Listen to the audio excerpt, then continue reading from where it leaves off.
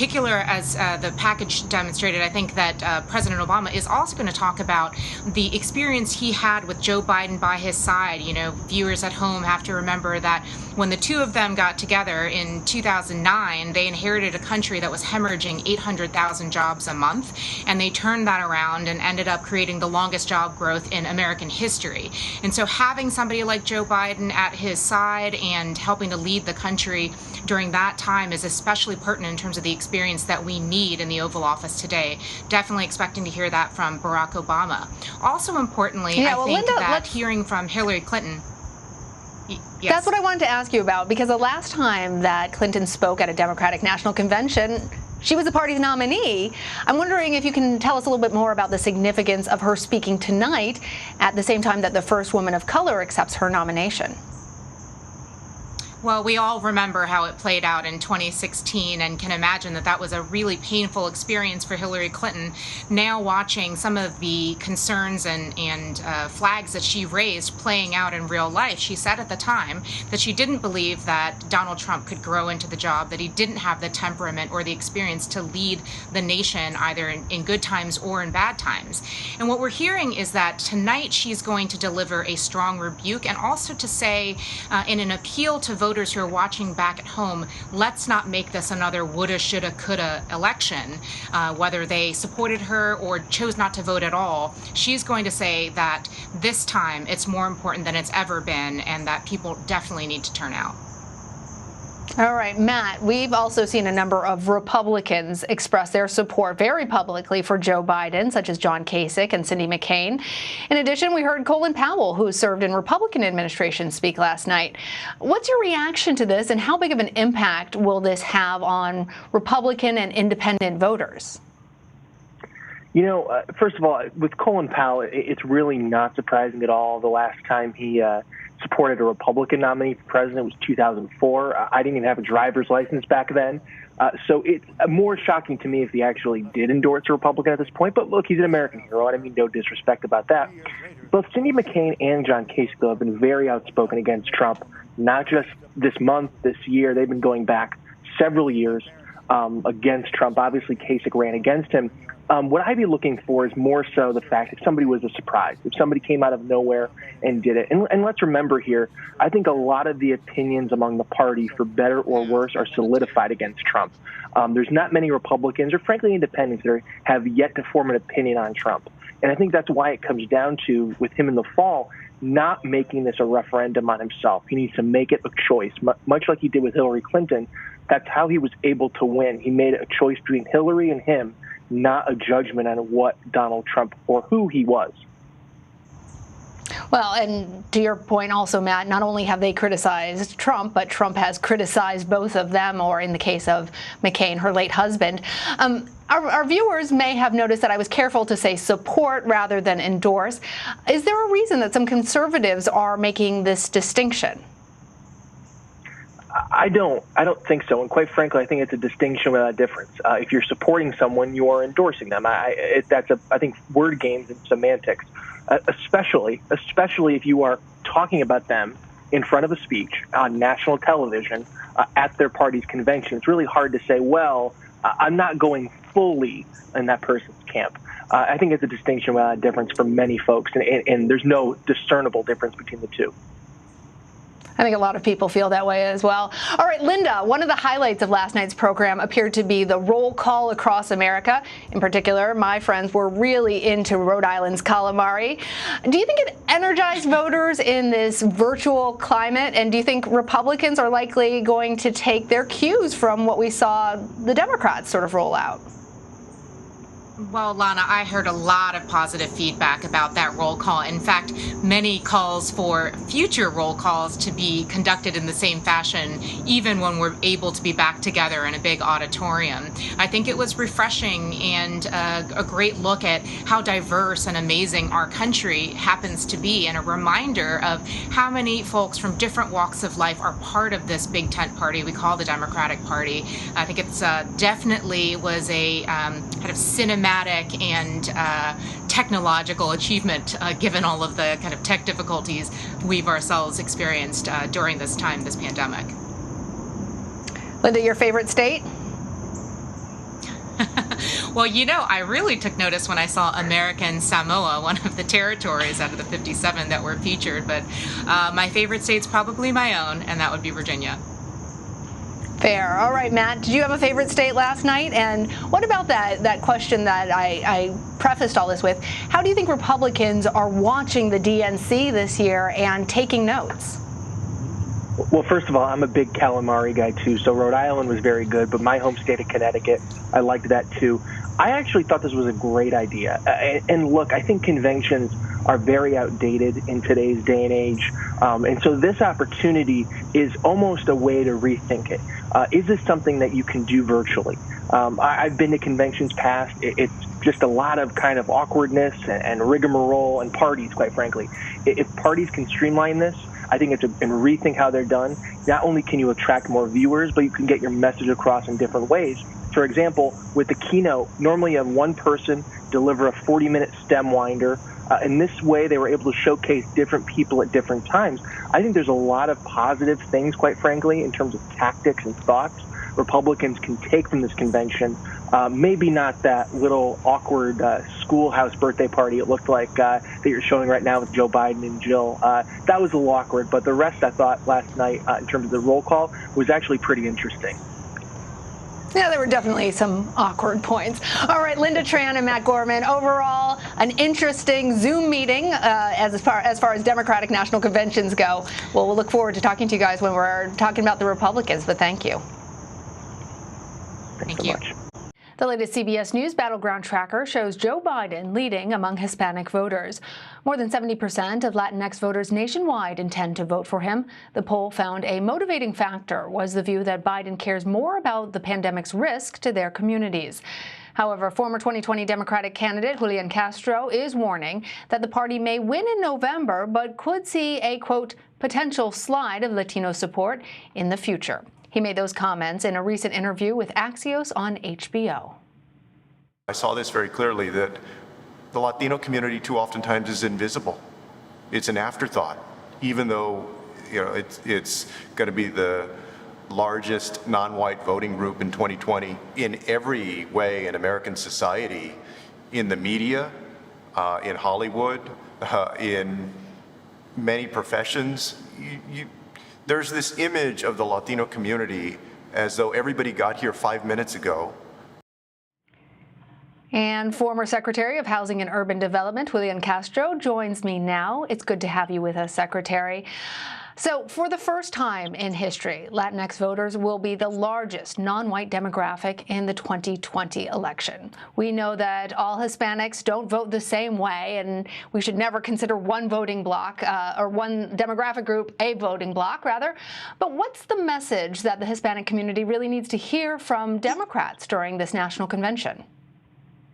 I think the message is that after 4 years of a president who only believes in opportunity for people who look like him and have a wallet as big as his, Joe Biden is someone who champions opportunity for everybody, who has a track record of expanding opportunity for every single person in this country, and has the goods to prove it, expanding health care with the Affordable Care Act.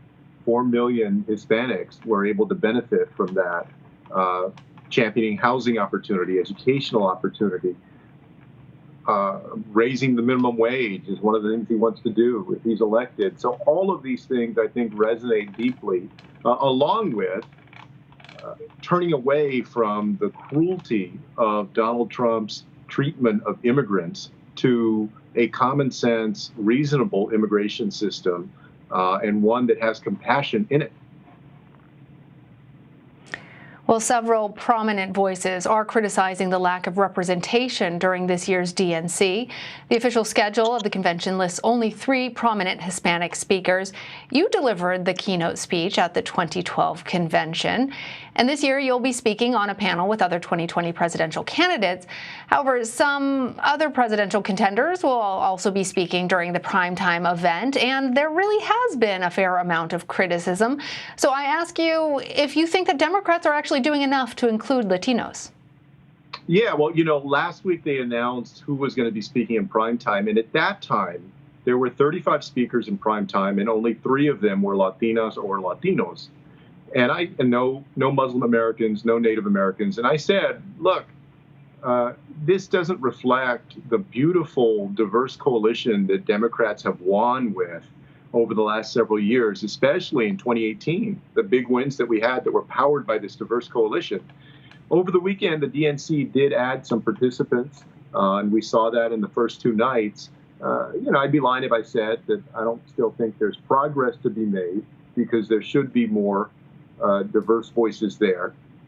But what's most important is that in Joe Biden and Kamala Harris, we have 2 people who have a strong track record with the Latino community. They have delivered on educational opportunity, improving healthcare opportunity, on immigration, so many different ways. It's night and day compared to Donald Trump, that has been the most cruel-hearted and ill-intentioned when it comes to the Latino community in the United States. Well, as you brought up Senator Kamala Harris, I want to ask you about her a bit. You've been with her on the presidential debate stage.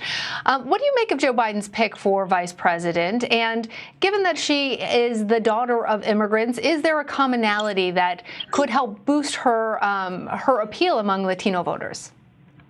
I'm excited to hear from Senator Harris tonight. I think she's going to knock it out of the park. I mean, her story is an immigrant's American dream story that people of all different backgrounds in this country understand. They can, relate to. I think it's going to resonate tremendously tonight. Just as importantly, she has a track record of actually getting things done. And she's been working on the Senate at expanding opportunity for everybody in this country. So I think she's going to have a great chance tonight to introduce herself to a lot of folks who may not know her as well.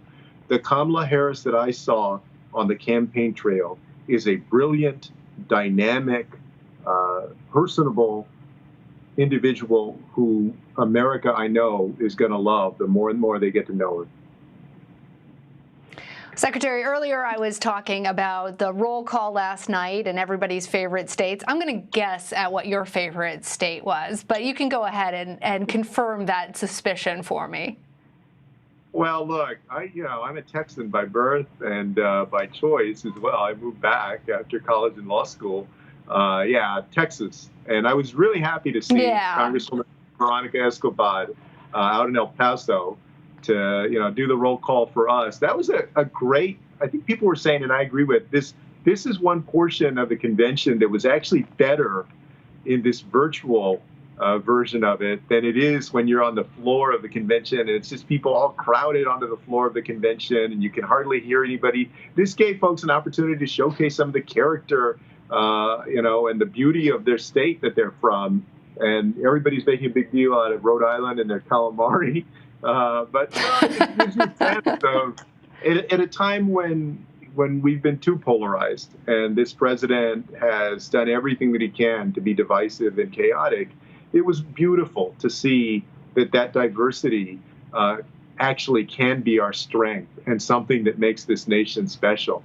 That little moment. I thought. I was going to say. It was great, though I felt like Texas, you have a lot of good culinary offerings. You could have challenged with some ribs or some Tex-Mex.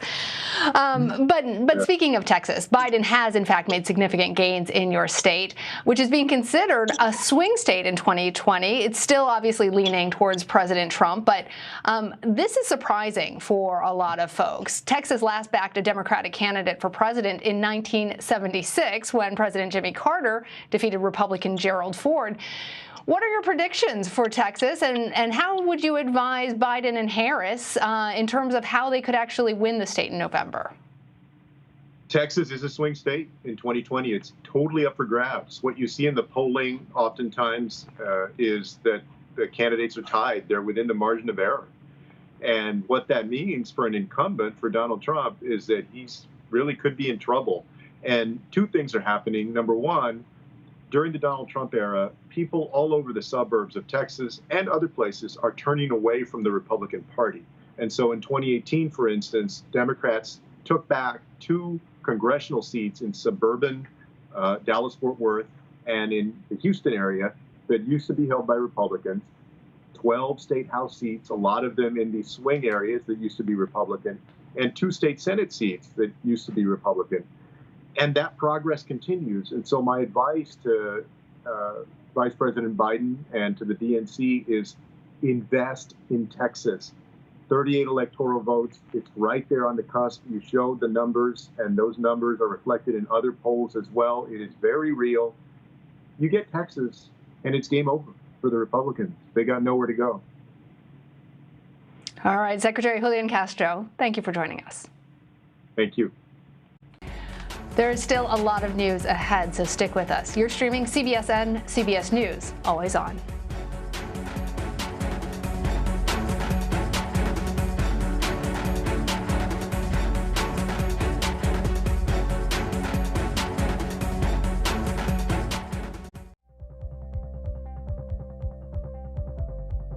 Go to the ends of the earth. Right now. We got something crazy.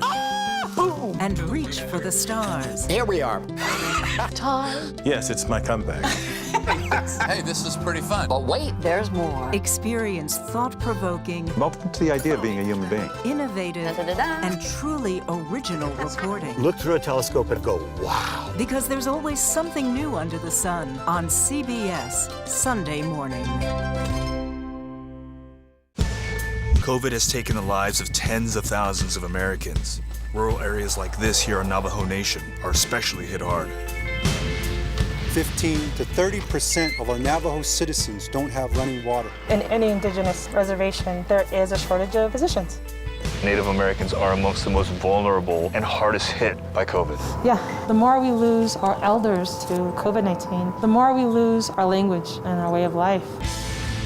We need to bring awareness to the attention of Washington, D.C. and United States citizens that there is a need to focus on the first citizens of this country.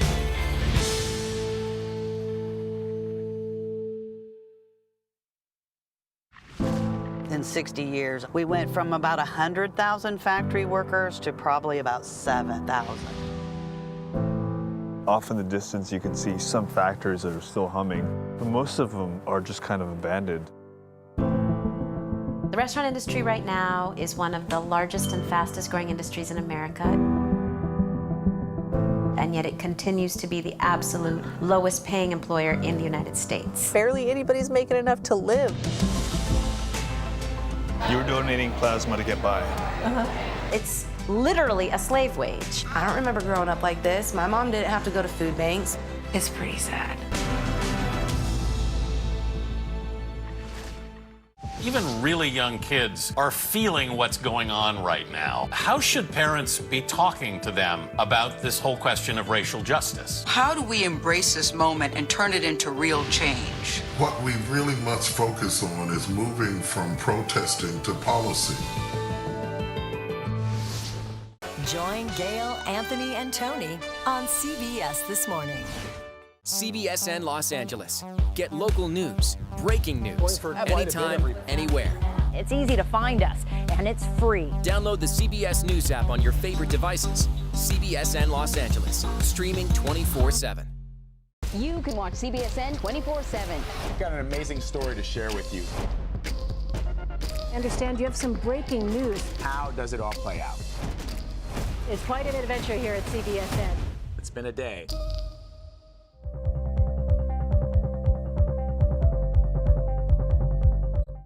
The Democratic Party delivers their plan and their candidates. CBS News will help you make sense of a convention unlike any other. Join Norah O'Donnell for the 2020 Democratic National Convention. Watch live at 8:30 on CBSN.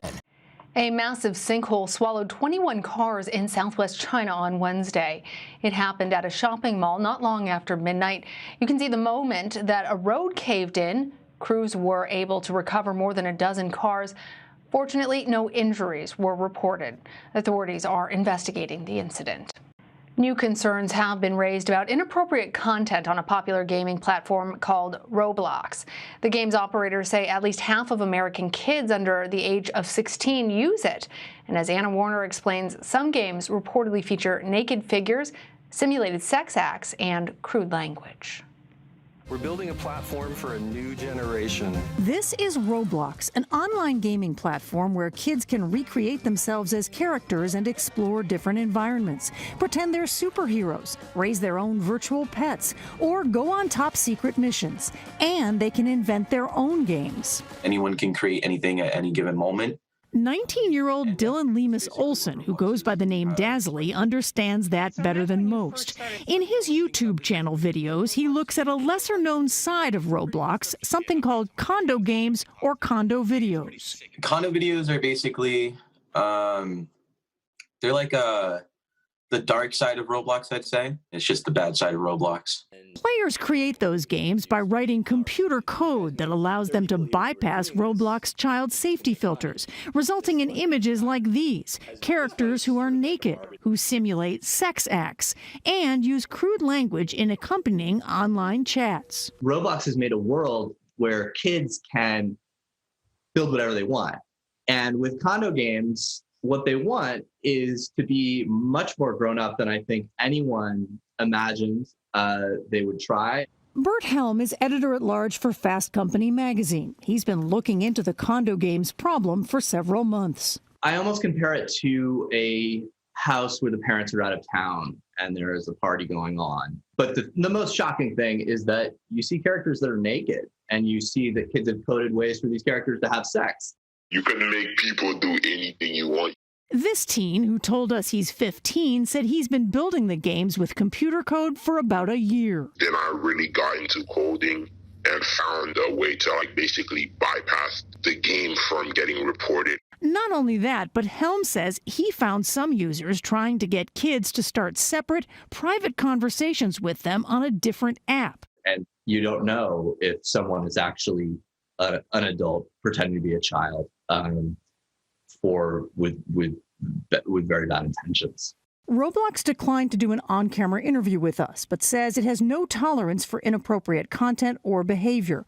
The company says it has a stringent safety system in place, including monitoring content created by users, acting quickly on reports of inappropriate content, and continually evolving its defense systems. But condo games may not be all. Louisiana mom Duranda Bordelon says she was playing a regular Roblox game, Adopt Me, with her 8-year-old daughter when someone grabbed the mom's character and took it to a bed to simulate a sex act. She snatched me back up, and now she's doing stuff to me. Her fiancé, Jason Handley, taped what happened. And this is just some random person that grabbed you? Yes! All of a sudden, she brought me to this other room and took her clothes off and was asking me to take my clothes off, and just all kind of, adult stuff that shouldn't be for kids. It's not appropriate for kids. It's, I'm very disappointed in the game. Roblox says it's investigating that last incident. The developers of the Adopt Me game told us they take the safety of players seriously and adhere to Roblox's set of stringent safety protocols. They said they take swift action on any player who breaks the rules. Meanwhile, Lemus Olson told us that Roblox got many of his videos taken off YouTube claiming copyright infringement. Roblox would not comment on his situation, but told us it reports any suspected child exploitation to authorities. Anna Warner, CBS News, Berkeley, California. Coming up in our next hour, it's red and blue. Senator Kamala Harris is making history by accepting the Democratic vice presidential nomination. We'll check in with our reporters on the ground about what they're watching for during the third night of the DNC. All of that and more coming up next on Red and Blue.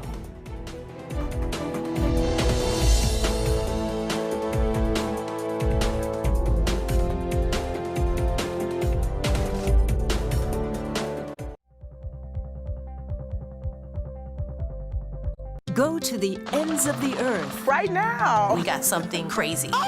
Boom. And reach for the stars. Here we are. Time. Yes, it's my comeback. Hey, this is pretty fun. But wait, there's more. Experience thought-provoking. I'm open to the idea of being a human being. Innovative. And truly original reporting. Look through a telescope and go, wow. Because there's always something new under the sun on CBS Sunday morning. COVID has taken the lives of tens of thousands of Americans. Rural areas like this here on Navajo Nation are especially hit hard. 15 to 30% of our Navajo citizens don't have running water. In any indigenous reservation, there is a shortage of physicians. Native Americans are amongst the most vulnerable and hardest hit by COVID. Yeah, the more we lose our elders to COVID-19, the more we lose our language and our way of life. We need to bring awareness to the attention of Washington, D.C. and United States citizens that there is a need to focus on the first citizens of this country.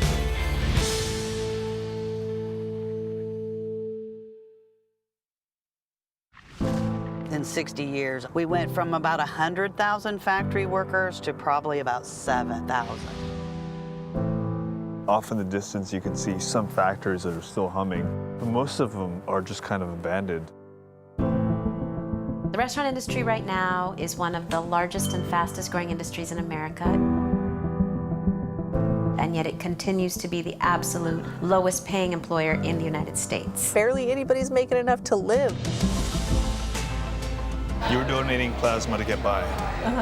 It's literally a slave wage. I don't remember growing up like this. My mom didn't have to go to food banks. It's pretty sad. Even really young kids are feeling what's going on right now. How should parents be talking to them about this whole question of racial justice? How do we embrace this moment and turn it into real change? What we really must focus on is moving from protesting to policy.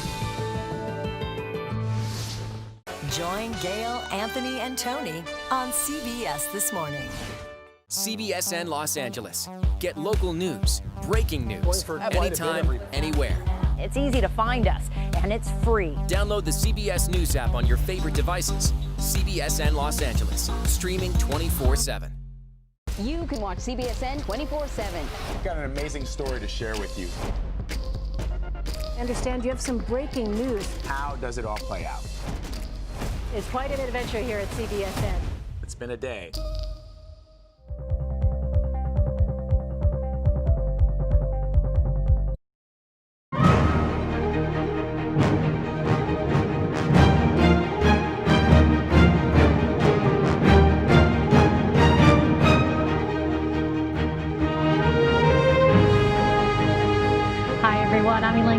Thanks for joining us.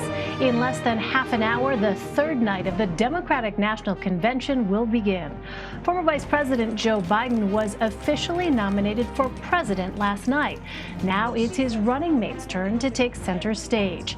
The convention released a preview clip of Senator Kamala Harris's introduction. Here's a look. The litmus test for America is how we are treating black women. Now, I'm talking about someone who can fight for black people, brown people, undocumented people, LGBT people, disabled people, young people, old people, all of America. It's about all of us knowing our power, each of us, to lift people up, right? And to remind them that we see them and we hear them. Senator Harris's historic night will be preceded by two history makers before her, the country's first black president, Barack Obama, and the first woman to lead an American major party ticket, Hillary Clinton. This is where Senator Harris will be delivering her speech. It's a Wilmington, Delaware convention center, normally used for high school proms and auto shows. It's a sharp contrast to the 20,000-seat arena where Hillary Clinton accepted the 2016 nomination. As 60 Minutes correspondent John Dickerson reported for CBS Sunday Morning, it's just the latest step in the convention's evolution. Political conventions used to be gaudy and important affairs. Power brokers jostled, thrill seekers gawked, and those with a fondness for buttons, pins, and hats peacocked for each other. Think of him as a modern Joshua. The stakes were high. Conventions were where parties actually picked their nominees. Sometimes that led to pushing and shoving. Almost anything could happen. Oh, Walter, I am just being told by a high lieutenant that the choice is Bush. That was the 1980 Republican convention, where the question of who Ronald Reagan would pick as his running mate was still a mystery. We're going to give Jimmy Carter a surprise. On the Democratic side that year, Senator Ted Kennedy came close to unseating incumbent Jimmy Carter. And John Dickerson joins me now from Washington. Hi there, John. Welcome. Well, as everyone has been mentioning, this convention is unique, but conventions have been evolving for years. As your piece mentioned, it wasn't that long ago that the nominee actually was decided there. What are some other significant ways they've changed? Well, it's good to be with you, Elaine. Well, they have changed in the sense that they have become ever more infomercials for the candidate and used in the production. It's not so much to settle party business. Often they try to get the party business off the stage so that they can focus on using these 4 days or 3 days as an infomercial for the candidate and a way to define the opposition. And so the drama has been largely squeezed out of it. If there is any fussy person who lost to the nominee in a primary, they're given a little bit of time on stage, usually not in prime time, and then they're ushered off of it quickly.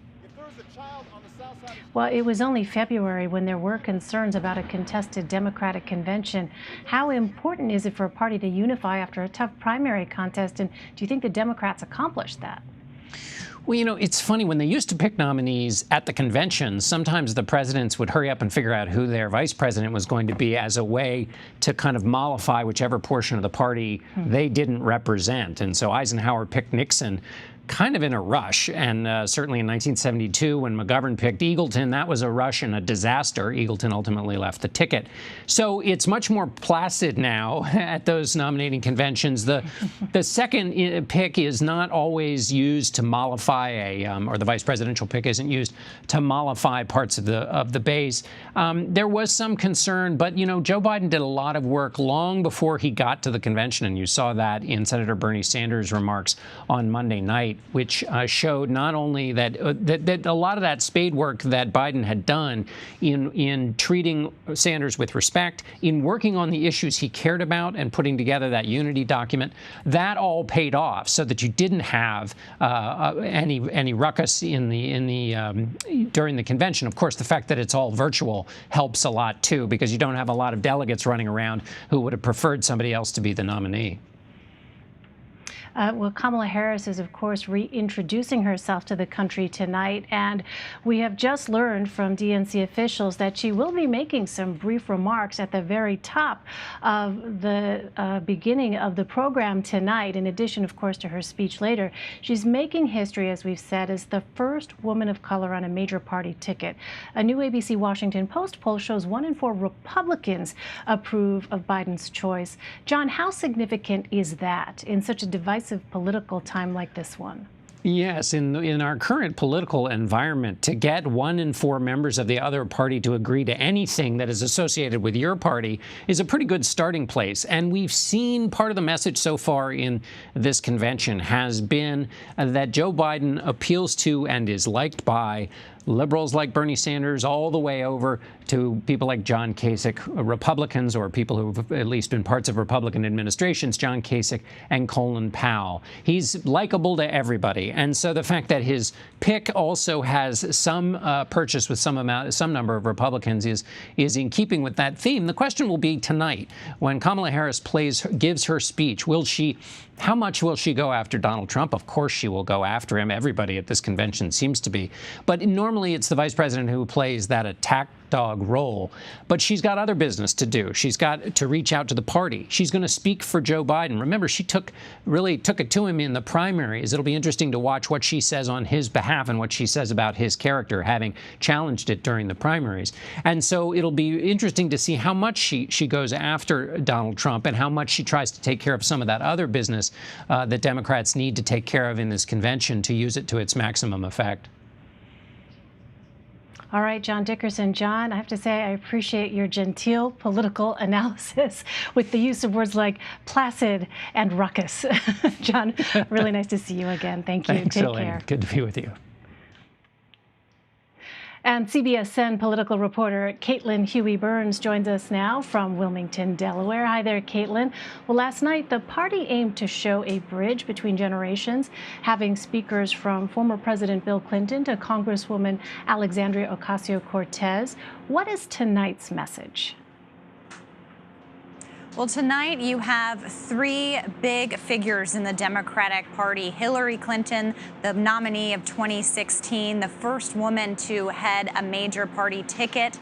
You'll hear from former President Barack Obama speaking tonight in our CBS News poll. About 92% of Democratic voters were looking forward to hearing from him. Compare that to about 56% of Democrats wanting to hear from Bill Clinton. So that shows how popular Obama is still in the Democratic Party and how he can provide a lot of perhaps momentum for this convention. And then, of course, we'll hear from Kamala Harris, the vice presidential nominee. After she's nominated tonight, will officially become the vice presidential candidate. And what we'll hear tonight, because it's such a historic moment for Kamala Harris, of course, the first black woman named as a running mate for the major party and the first Asian American woman.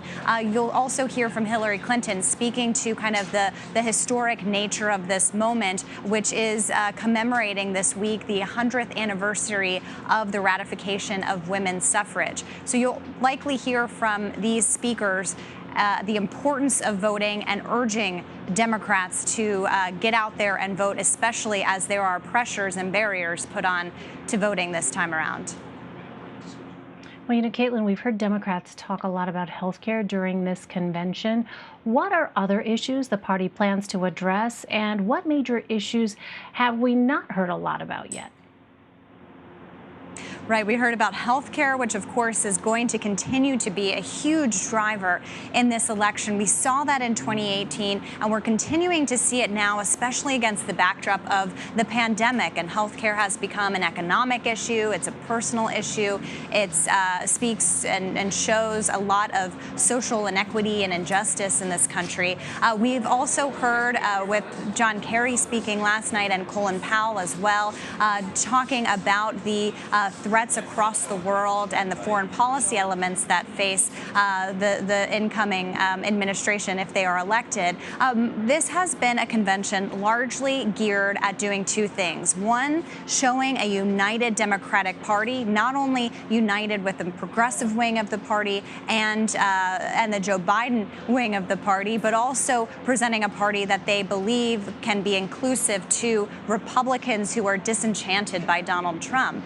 We've also heard a message coming from the speakers and from the DNC that they want to show Biden as an empathetic figure and really talking about his personal narrative. We heard that from Jill Biden last night, but we haven't yet seen a big outline of what the Biden agenda will look like. Earlier in the week, when Bernie Sanders spoke endorsing Biden and his agenda and talking about the ways in which they have teamed up together on some proposals, we haven't yet seen what the Biden vision looks like.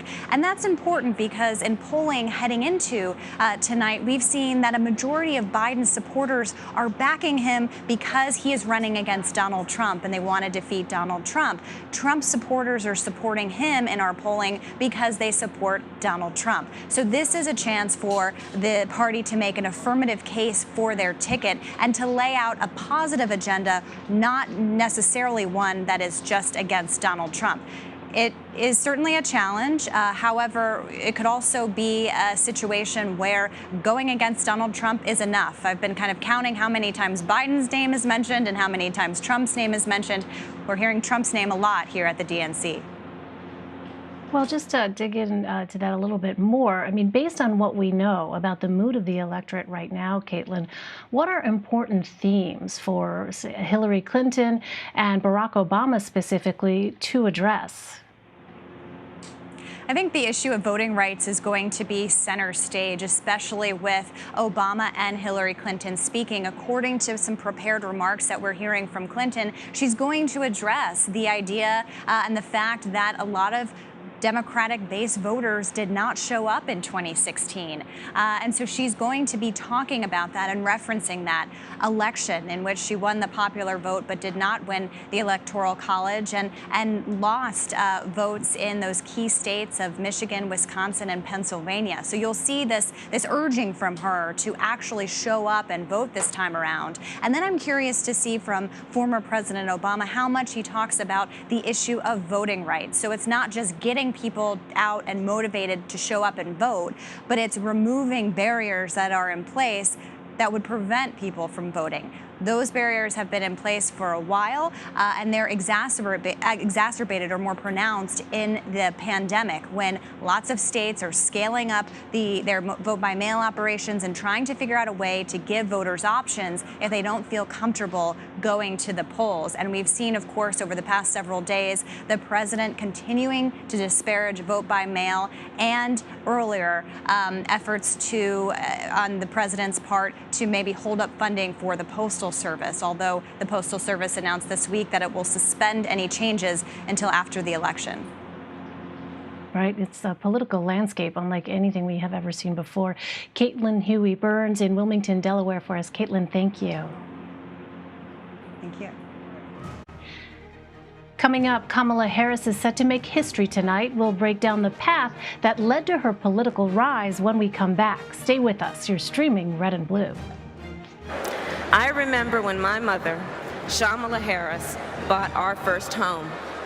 I was 13. She was so proud, and my sister and I were so excited.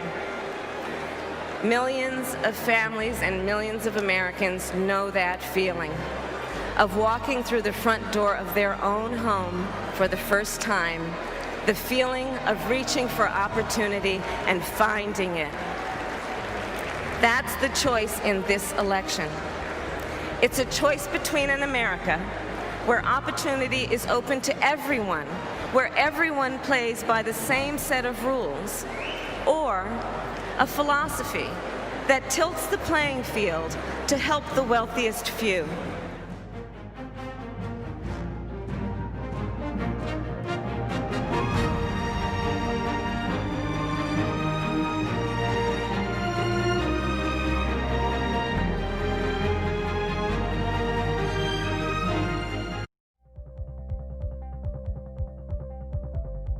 Go to the ends of the earth. Right now. We got something crazy. And reach for the stars. Here we are. Time. Yes, it's my comeback.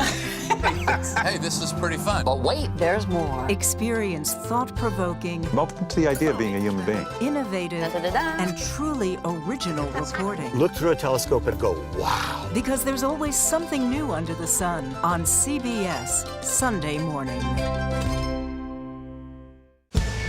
COVID has taken the lives of tens of thousands of Americans. Rural areas like this here on Navajo Nation are especially hit hard. 15 to 30% of our Navajo citizens don't have running water. In any indigenous reservation, there is a shortage of physicians. Native Americans are amongst the most vulnerable and hardest hit by COVID. Yeah, the more we lose our elders to COVID-19, the more we lose our language and our way of life. We need to bring awareness to the attention of Washington, D.C. and United States citizens that there is a need to focus on the first citizens of this country.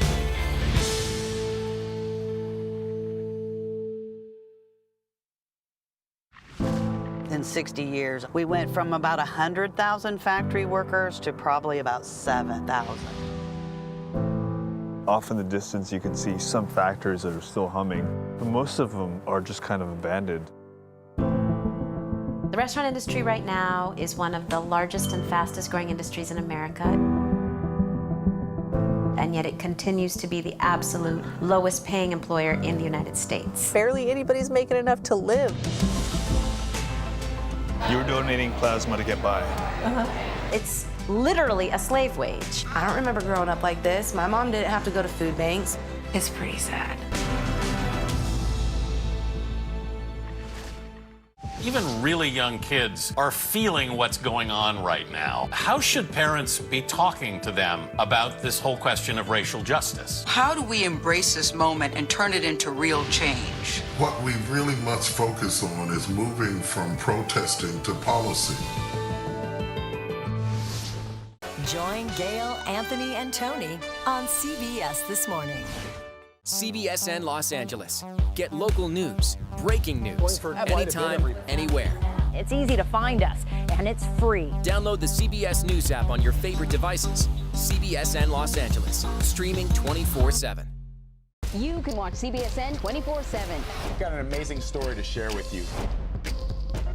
I understand you have some breaking news. How does it all play out? It's quite an adventure here at CBSN. It's been a day.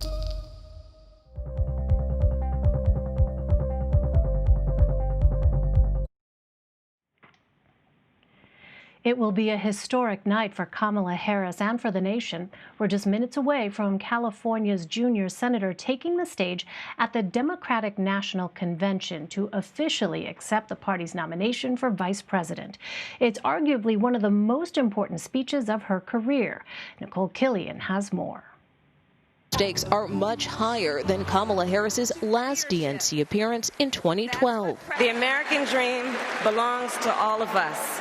Campaign aides say the California senator's acceptance speech will deliver a vision for a more inclusive nation by sharing her personal story. My mother, who raised me and my sister, was a proud woman. The story of a daughter whose name means goddess. She was raised by an Indian mother who researched cancer and Jamaican father who was an economist, both immersed in civil rights, and as a young girl allowed Harris to integrate Berkeley public schools, along with childhood friend Carol Porter.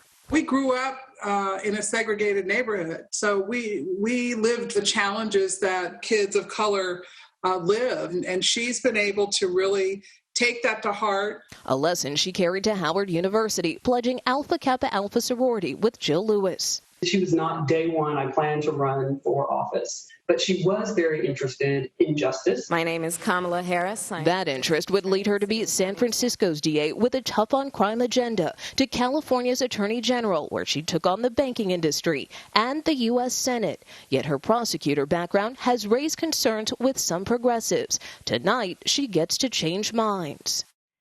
And Nicole joins me from the Chase Center in Wilmington, Delaware, where Senator Harris will speak tonight. Hi there, Nicole. What are you expecting to hear from Senator Harris? Well, we know that this will be a very personal story for Kamala Harris, that she really will talk about her upbringing, more specifically about the role that her mother played in instilling values into her. You heard a little bit of that in that video clip in our piece, but you will also hear her draw a lot of distinctions between her record and Joe Biden's record and that of President Trump, and she will not mince words. She will call out his incompetence, his callousness, according to excerpts that we've seen of her speech, and of course she has been very tough on him in the past and will continue to do so again tonight. Well, Nicole, as you know, the Biden campaign has limited the candidate's exposure to the media. Do you think we might see Senator Harris more actively campaigning and taking questions from reporters? Well, it remains to be seen. I mean, as far as actively campaigning, the campaign has suggested that it will continue to take this play it safe approach and follow the guidance of health experts. And Senator Harris and former Vice President Joe Biden just did an interview, a sit down with People magazine, and they were asked, how is this going to work in the midst of a pandemic? How do you guys stay in touch? Calls, emails, and they said all of the above. We also spoke to Dr. Jill Biden earlier today. She was on CBS this morning, and she too was asked, how do you kind of campaign in this new virtual world, and whether or not there will be an impact. And Dr. Biden said that, they're on Zooms all the time. They're reaching out to people as best they can. So more or less, they're kind of working in the confines of this current environment. So I wouldn't expect them to be out actively campaigning as much as we would in a regular campaign season. But that being said, it does raise questions about what access the media will get to the campaign. They have done interviews here and there, but not really. We haven't seen them hold a lot of regular press briefings. That's something certainly we see with regard to the president and the White House, and that's something certainly the Trump campaign draws a lot of attention to as well. So we'll have to see kind of once we get out of this convention phase if there is a change in strategy there. We'll be watching for that. Well, after 2016, women politically mobilized and made significant gains.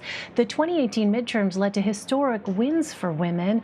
How important was that momentum in Joe Biden's choice of a running mate? Well, I think it certainly had some influence. And really, if you look to now, 2020, we're set for another record-breaking year, particularly for women of color. I believe, according to the Center for American Women in Politics, or rather, at least 266 women of color are running for a congressional seat on a major party ticket. So that being said, those are huge numbers, and certainly this trajectory that we have seen of more women of color coming into politics certainly plays a role, but also understand that there was a huge lobbying campaign for a woman of color to be on this ticket, and in large part because specifically when we talk about black women, there has been this sense, and you've heard it said often, that black women are the backbone of the Democratic Party, and quite frankly, many did feel like they were taken for granted. They didn't want to be passed over this time, and so they wrote open letters and they petitioned the campaign, really pressing for this selection, if not Kamala Harris, another woman of color, to be on this ticket, and also understanding the environment. It's just not the pandemic. We've been in this period of racial strife stemming from the death of George Floyd. So that's why many people feel that it was critical, really imperative for a woman of color to be chosen in this moment. All right, Nicole Killian on the campaign trail for us. Nicole, thank you very much. We are getting closer to the start of night 3 of the Democratic National Committee's virtual convention. For now, we're going to take a quick break. Stay with us. You're streaming CBSN.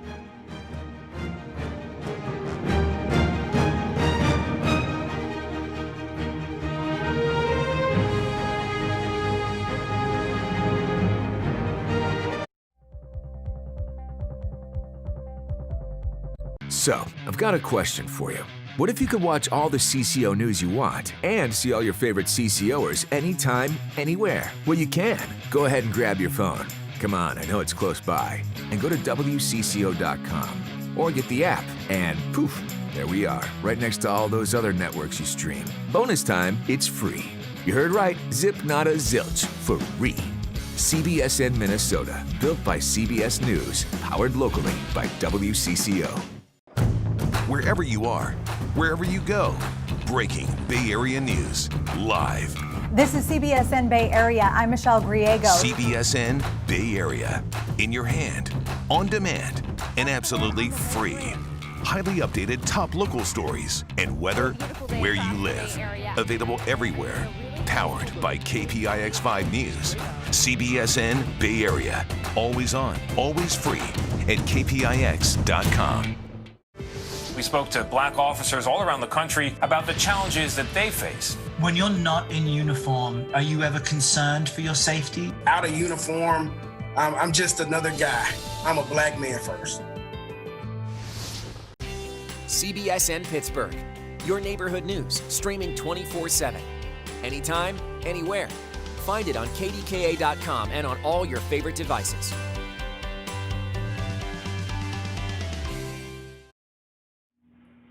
In just a few minutes, night 3 of the Democratic National Convention will get underway. As we've mentioned, some of the most anticipated speeches of the week will be made tonight. We'll hear from Senator Kamala Harris as she's set to make history as the first woman of color to become the vice presidential nominee of a major party. The Democratic Party's last president, Barack Obama, and presidential nominee Hillary Clinton are also set to speak. CBS News political director Caitlin Koenig joins me now from Washington with more. Hi, Caitlin. So for all the anticipation, do you expect that voters will hear or learn anything different about the Democratic Party's message or agenda tonight? Well, I think the main difference tonight is that Kamala Harris is speaking. And this is her first best opportunity to introduce herself to the American people. Now, Elaine, you and I and a lot of our viewers on CBSN who pay attention to politics followed her a lot in the primary. But there are a bunch of people in America who may be tuning in for the first time tonight who do not know that much about her. And as you mentioned, she is the first Black woman on a presidential ticket, the first Asian American person on a presidential ticket. She's the daughter of immigrants, and she has ties to the civil rights. And she wants to make sure that people know her story and that they can see themselves reflected in her. And secondly, part of the traditional role of a vice presidential candidate during the general election is to go on the attack. And so we can expect her tonight to really paint a contrast of what she says is Donald Trump's failed leadership on the big issues that we face as a nation today, from coronavirus and health to the economy to racial inequality, and say why it is time for Joe Biden to take over because he's better equipped to lead on those issues. All right, Caitlin Conan, I know this is an extremely busy time for you and your entire team. Thanks, as always, for your insight. Thanks, Elaine. And night 3 of the Thank you, Caitlin. And night 3 of the Democratic National Convention is now underway. Let's watch. What unites us is far, far greater than what divides us. So even though we can't be with each other, I know we have a shared sense of purpose. That is to elect Joe Biden and Kamala Harris. This November is about returning kindness, respect, empathy, and civility back to the White House.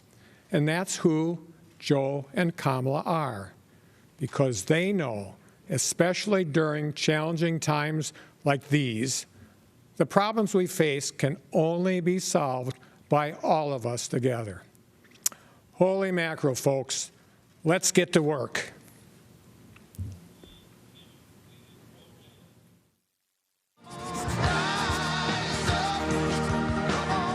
Hello, my name is Terry Williams, and I've been a Republican for all of my adult life. A lifelong Republican. I'm a lifelong Republican. I've been a long-standing Republican, and I'm telling you, you got to vote for Joe Biden. I have voted for and campaigned for Republicans since the Reagan years, but I won't be voting for Donald Trump in November. I'm supporting Joe Biden for president. We need a positive leader, someone who can work with both sides, the Republicans and the Democrats. I don't think we can deal with the type of person we have in the White House any longer.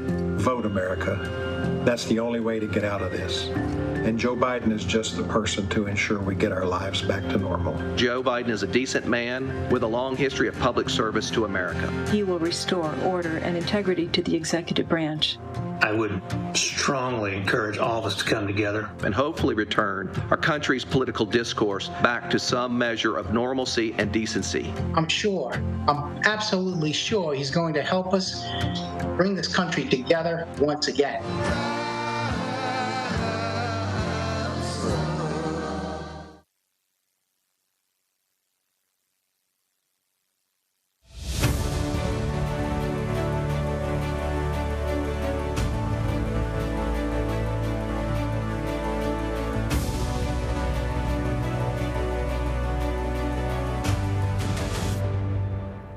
I pledge allegiance to the flag of the United States of America and to the republic for which it stands, one nation, under God, indivisible, with liberty and justice for all.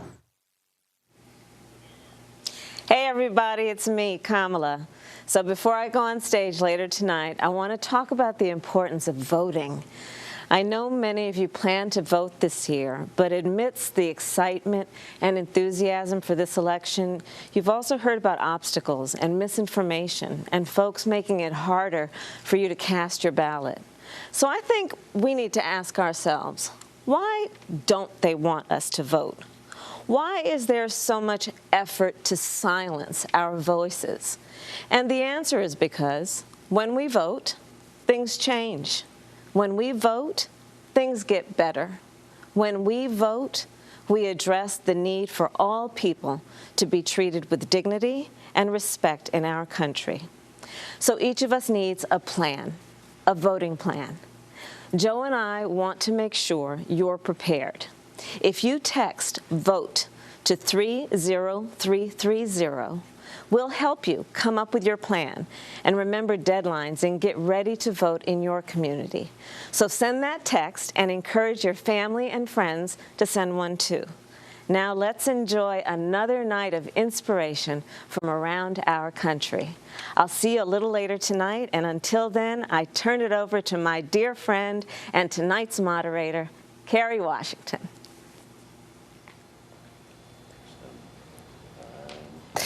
Welcome to night 3 of the Democratic National Convention. I am honored to be joining you as we continue to celebrate this unconventional convention. We're going to be hearing a lot more from Senator Harris later, I promise. But first, when I was in 7th or 8th grade, we memorized the preamble of the Constitution, and I've never forgotten it. The first 15 words of our Constitution are, "We, the people of the United States, in order to form a more perfect union." We say more perfect because our union is not without flaws. When our Constitution was written, women couldn't vote. Black people were considered 3/5 of a human being, but therein lies the work. No one is perfect. Nothing is, but it is the striving toward justice, equality, and truth that distinguishes us. We fight for a more perfect union because we are fighting for the soul of this country and for our lives. And right now, that fight is real. Tonight, we are going to hear from so many phenomenal women who are working to help us build that more perfect union. Speaker Nancy Pelosi, Secretary Hillary Clinton, Senator Elizabeth Warren, Governor Michelle Lujan Grisham. We're going to see an incredible performance from Jennifer Hudson and a world premiere performance from Billie Eilish.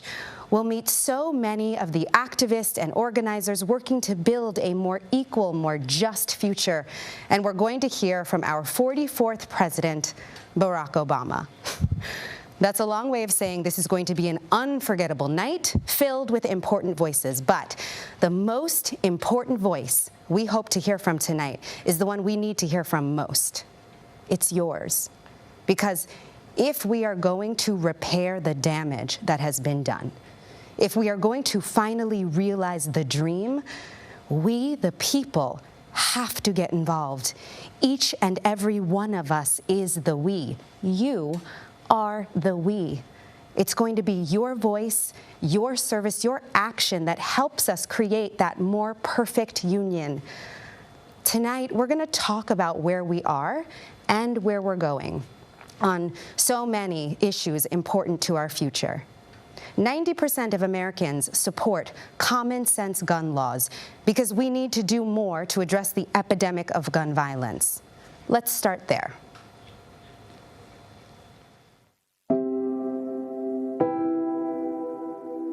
People affected by everyday gun violence have to walk by the street corner where their best friend, their brother, their mother, their nephew, where they themselves were shot. And life goes on as if we all haven't just watched a loved one die and get put in the grave. The whole point of what I'm saying here is until one of us or all of us stand up and say, I can't do this anymore. I can't sit by and watch the news treat these shootings like acts of God. Gun violence isn't just going to stop until there's a force fighting harder against it, and I'm going to do something to prevent it.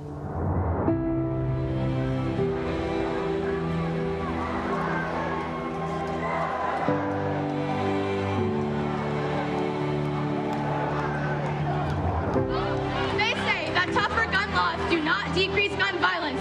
We call BS! They say a good guy with a gun stops a bad guy with a gun. We call BS! They say guns are just tools like knives. We call BS!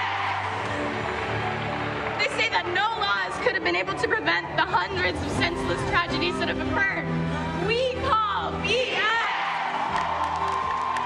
That us kids don't know what we're talking about, that we're too young to understand how the government works.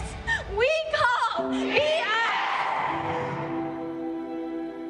What we're fighting for will happen because we're fighting so strongly for it. We're going to make this change.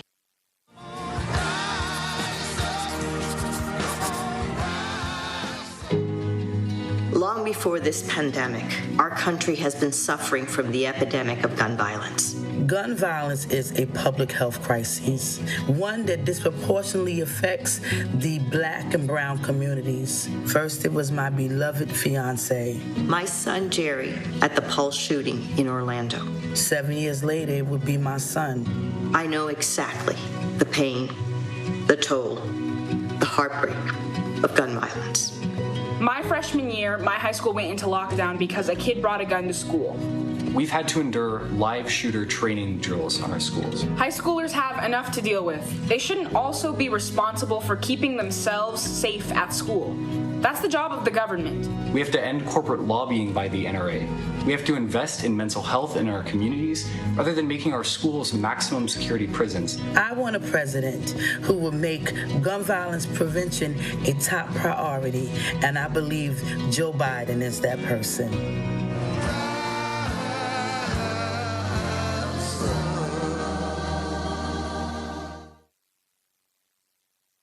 And now, mother and activist, Deandra Dykes. In a split second, a stray bullet shattered my family's life. My son DeAndre was only 13 years old. He was recognized as a gifted and talented student. His possibilities were endless. He was dancing at a birthday party when he was shot in the back left side of his head, shattering his skull. One shot changed our lives forever. Today, my Dre does not talk. He does not walk. I know he knows me by the smile he shows when I walk in his room, but I'm unsure if he knows a gunshot has changed his life. Since March, I've only been able to see my son 3 times, but I can't touch or hug him due to COVID-19. People tell me that I'm lucky. I tell them we are blessed. I remind them that my son is in a wheelchair and unable to feed himself. I don't think DeAndre feels lucky when he has to be bathed from head to toe or gets injections for muscle contractions. I am in a space of gratitude. Yes, I can touch DeAndre, I can hold his hand, but the child that I birthed is not able to live his dreams. And that hurts. Every day we're reminded that he may never be the same. We are not alone. In every town across America, there are families who know what a bullet can do. That's why I'm a mom who volunteers to stop this. President Trump, he doesn't care. He didn't care about the victims after Parkland, Las Vegas, or El Paso. I want a president who cares about our pain and grief. A president who will take on the gun lobby to ban assault weapons and close the loopholes to keep guns out of the hands of criminals. Joe Biden has taken on the NRA twice and won, and he will do it again as president. I've looked in the eyes of too many parents, and I mean literally scores of them, who've lost their children to gun violence. And looked in the eyes of brave young people who survived school shootings. And I made each of them a promise. I made myself a promise. I promised them, and I promise all of you, I will make this promise today. Those families hurting across the country, I will never, never, never, never give up this fight. Out of pain, we choose to find meaning. A glimmer of light that lands on a promise. Former Congresswoman Gabby Giffords, shot in the head from less than 3 feet away. But she survived. When tragedy strikes, we seek comfort in knowing we aren't alone. Join us in this fight. We seek strength to keep fighting, to keep moving forward. We turn to leaders who share our pain. In the most difficult times, it's when we stand closest together. It's out of tragedy that we grow stronger. He was there for me. He'll be there for you too. We are a nation ready to end gun violence. A safer America is possible. But from this point forward, we must choose courage. I've known the darkest of days, days of pain and uncertain recovery. But confronted by despair, I've summoned hope. Confronted by paralysis and aphasia, I responded with grit and determination. I put one foot in front of the other. I found one word and then I found another. My recovery is a daily fight, but fighting makes me stronger. Words once came easily, today I struggle to speak. But I have not lost my voice. America needs all of us to speak out, even when you have to fight to find the words. We are at a crossroads. We can let the shooting continue, or we can act. We can protect our families, our future. We can vote. We can be on the right side of history. We must elect Joe Biden. He was there for me. He'll be there for you too. Join us in this fight. Vote, vote, vote. Thank you very much. Tonight, we're going to hear from many changemakers who are using their powers for good, who are working to confront the other epidemics we're facing: COVID-19, structural racism, police violence against Black bodies, violence against members of the trans community. We are facing so many challenges. To meet these challenges, we will need systematic solutions. We need leaders who can see us, hear us, represent us, all of us. To Joe Biden, nothing is more important than taking the time to make sure that people are seen, heard, and believed in. I was interning in DC, and I remember I called my grandmother, and I said, Joe Biden's walking by, and she goes, oh my God, put him on. And I see his staffer going like, no, like, don't take the call, what are you doing? And he points to his staffer, and he goes like, go that way, and he sent his staffer away. How could I not be endeared to him instantly? He talked to me for the next half hour. I see Dana Bash from CNN there, and she says, like, Senator Biden will be on in like 5. And he sends her away. He asked me about my sons. He asked me about what I did. All I know is it was all about me, not about him. And then he comes back to me then and he goes, it was lovely talking to your grandmother. And then he starts the interview with Dana Bash. It was unbelievable. I must interject one thing. At the very end of his chat with me, he said, could you do me a favor? I said, sure, what is it? He said, tell me how I can get your grandson's hair. He was good-humored, he was sensitive, and here it is all these years later, and it's vivid in my mind. You know, as much as I feel like I got to know him in that moment, it feels like he knows us. I know Joe because he listens, and whether he's heard your story or someone else's story, he cares about everyone's story. He'll care more about you than he'll care about himself. What a beautiful story. Okay, now let's talk about another important issue, the climate crisis. This is an issue that has been on Joe Biden's mind for decades.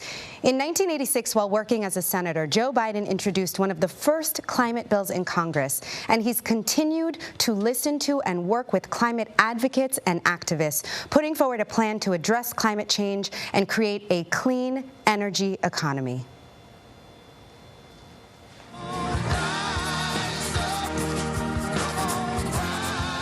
There are battles that we need to fight and we need to win to secure our future in this country.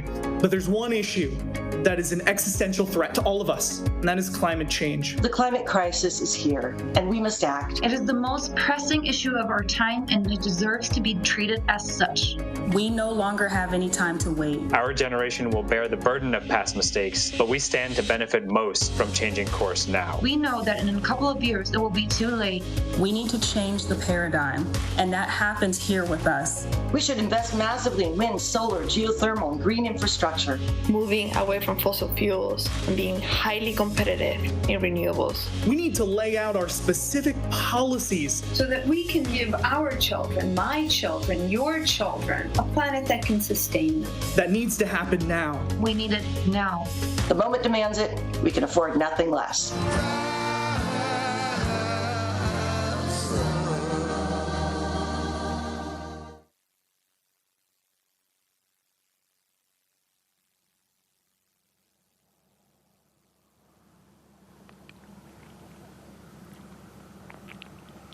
Good evening, America. I'm Michelle Lujan Grisham, governor of the great state of Nuevo Mexico.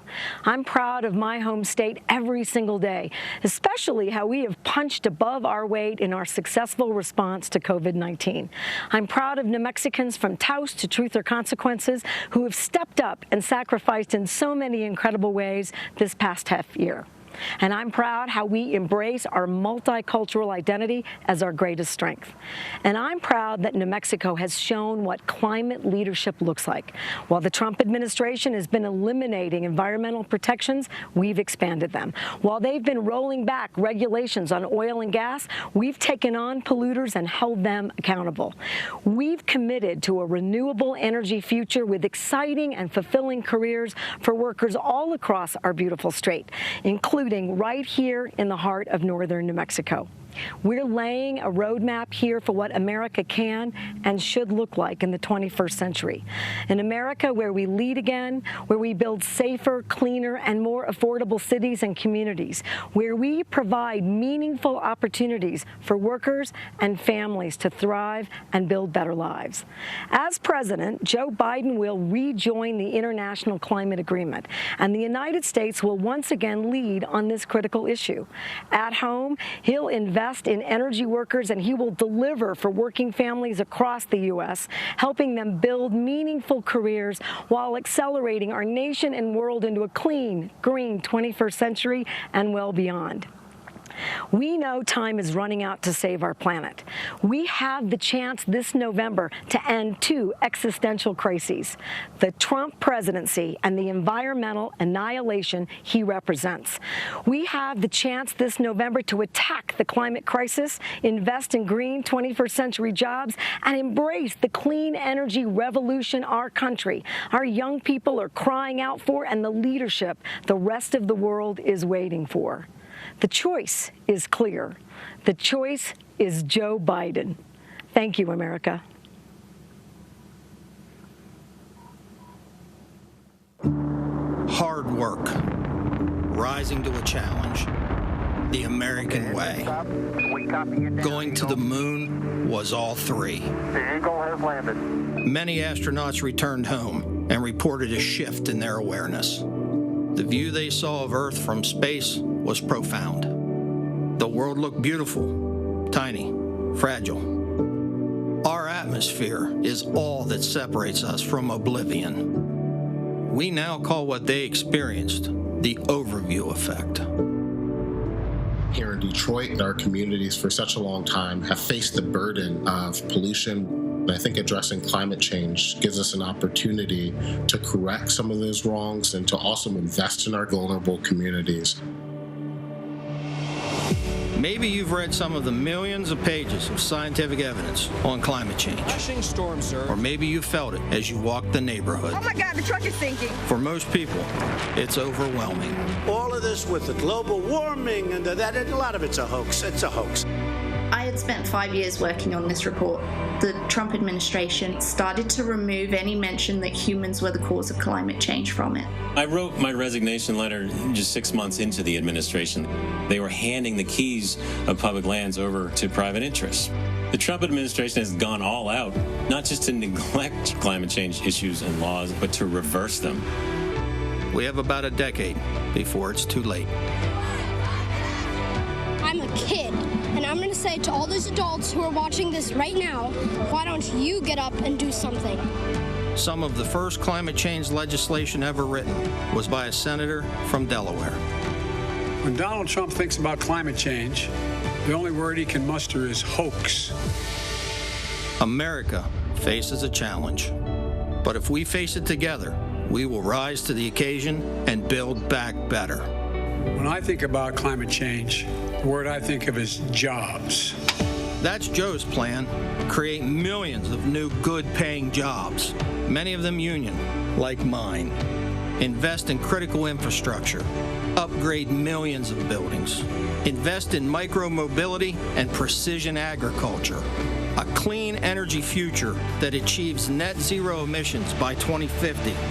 Because we can't power the economies of the future without investing in the technologies of the future.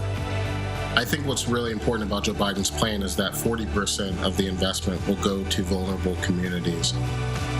We know how to do this. And we'll do it again, but this time bigger and faster and smarter. Joe won't ignore the crisis. We're seeing what happens when we do that. He won't surrender to the fight. Joe's America will lead the world on clean energy. We'll lead on job creation. And America will lead the world again on climate.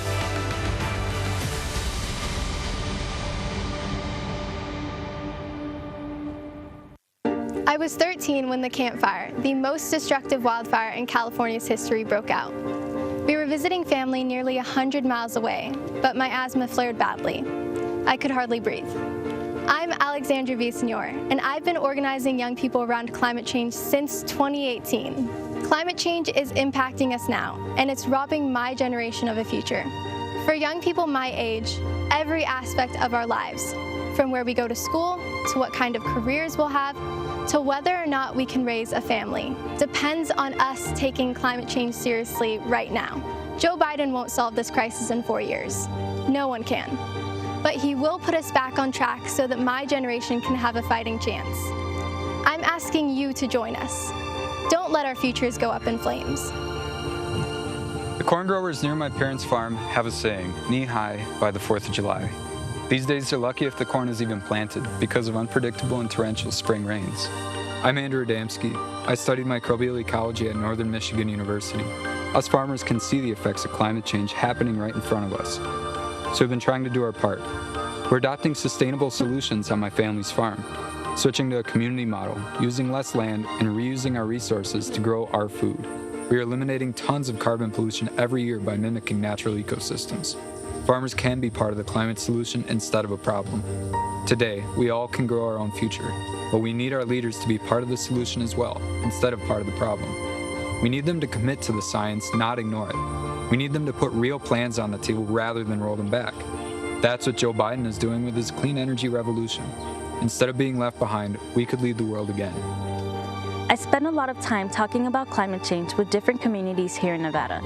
And the one question that I get asked over and over again is, what are you doing here? Not a lot of climate activists look like me. My name is Lorenzo. I'm an Afro-Latina and I'm a climate activist. I grew up in a low-income neighborhood where pollution rates are often higher than wealthier areas, and a lot of kids have asthma. Switching to renewable energy would mean cleaner air, better health, and a steadier income for folks in neighborhoods like mine.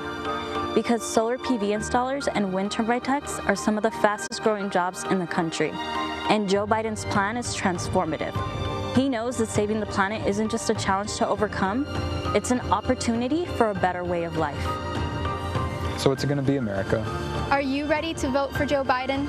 Are you ready to solve the climate crisis? Because our futures depend on it.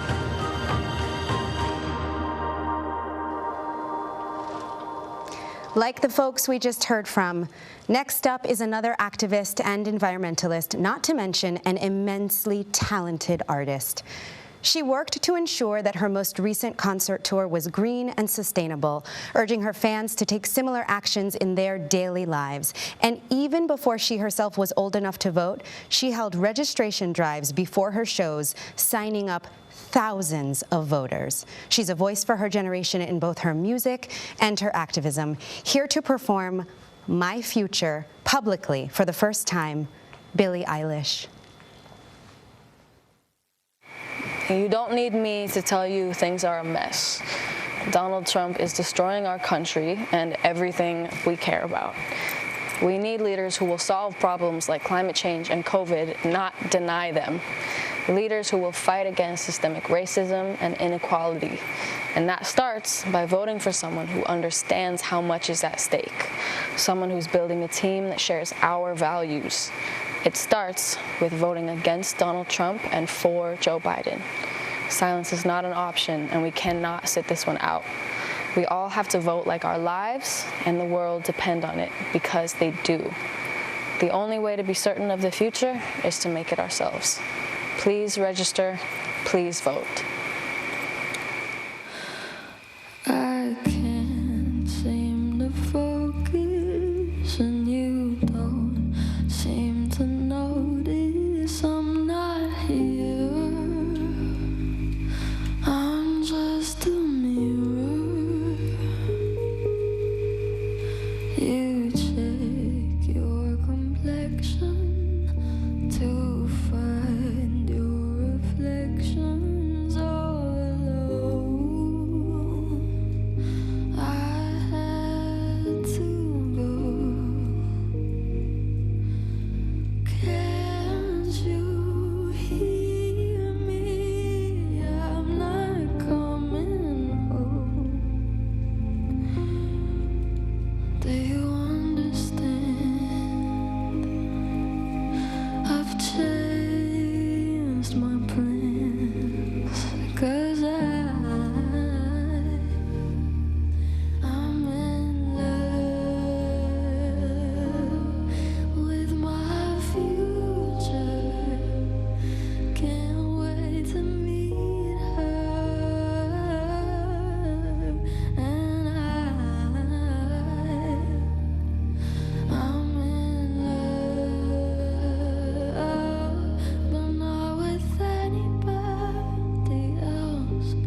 Just wanna get to know myself.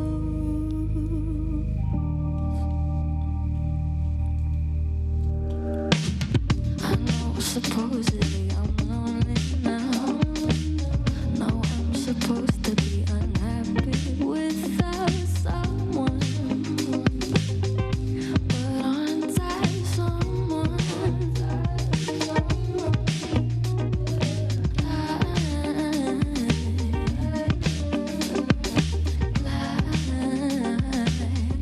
To be your answer, 'cause you're so handsome. But I know better than to drive you home, 'cause you invite me in, and I'd be yours again. But I'm in love with my future, and you don't know.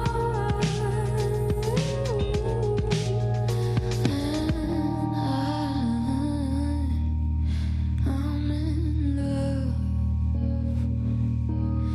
but not with anybody here. I'll see you in a couple years.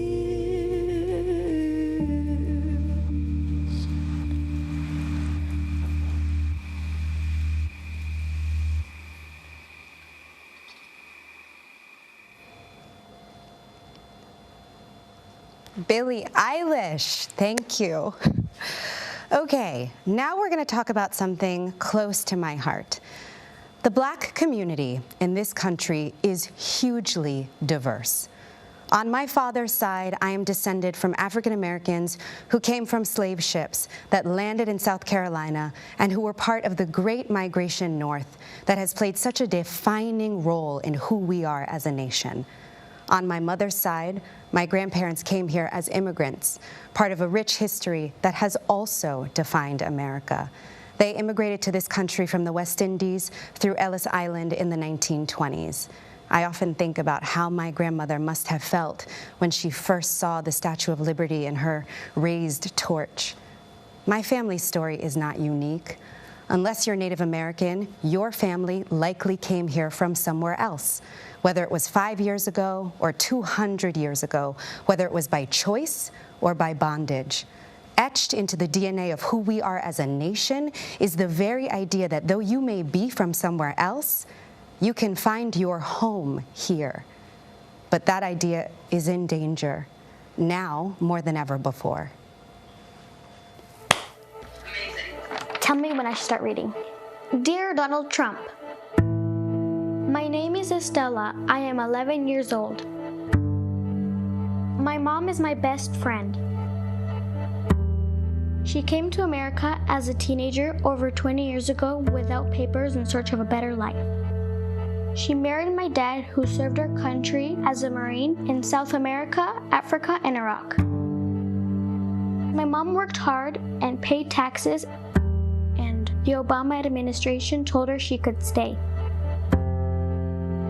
My dad thought you would protect military families, so he voted for you in 2016, Mr. President. He says he won't vote for you again after what you did to our family. The wife of a U.S. Marine veteran was deported to Mexico. Instead of protecting us, you tore our world apart. My mom is a good person, and she's not a criminal.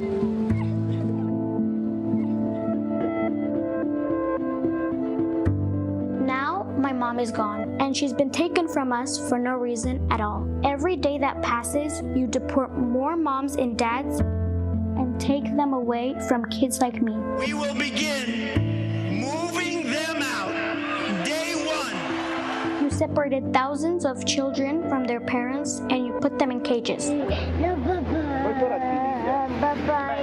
Some of those kids are now orphans because of you. These are our people. I don't want them in our country. They're animals. Mr. President, my mom is the wife of a proud American Marine and a mother of 2 American children. We are American families. We need a president who will bring people together, not tear them apart. Sincerely, Estella. I'm Lucy Sanchez, and this is my mother, Sylvia, and sister, Jessica. We're like all families. We work hard to build a good life. I was born with spina bifida. That means my spinal cord didn't form as it should. And the doctors in my town said I wouldn't survive. They gave my mother no hope for my future. I'm a U.S. citizen, but my mother is undocumented. And I am a dreamer. Yo hice lo que cualquier madre haría para salvar la vida de su niña. My mother did what any mother would do to save her baby's life. Tomé a mi niña en brazos, viajamos a la frontera. Al llegar al río, la levanté sobre el agua y cruzamos. She took my sister in her arms and traveled for days to reach the border. And when they got to the river, she lifted my sister above the water and crossed. We came to America before I was 1 year old. She saved my life. No podía esperar. Tenía que venir en ese momento en busca de un milagro. My mother had no choice. There was no time to wait to save my sister. She came here looking for a miracle. Tenía miedo que nos encontraran, que nos detuvieran y nos regresaran, pero yo tenía que salvar a mi hija. We were afraid they would find us and detain us, but she had to save her daughter. Our home is here. North Carolina is all I know. I qualified for DACA, but Donald Trump took away my ability to apply for the program. Trabajamos duro, salimos adelante, pagamos impuestos. We work hard, we contribute to our community, and we pay our taxes. I've gone to school and built a good life for me and my 2 daughters. I want to go to law school. I want to help my community. But ever since Donald Trump was elected, all our fears have returned. We don't know if our family will be separated. Will my mom and sister be detained? Will my sister get the health care she needs and deserves? I don't have the right ID, so I can't get health insurance through the exchange. I need health insurance. I deserve it, right? Claro que sí, mija. Todos merecemos esperanza, buena vida y salud. Me rompe el corazón ver cómo separan a niños de sus familias en la frontera. Eso está mal. Esos bebés necesitan a sus padres.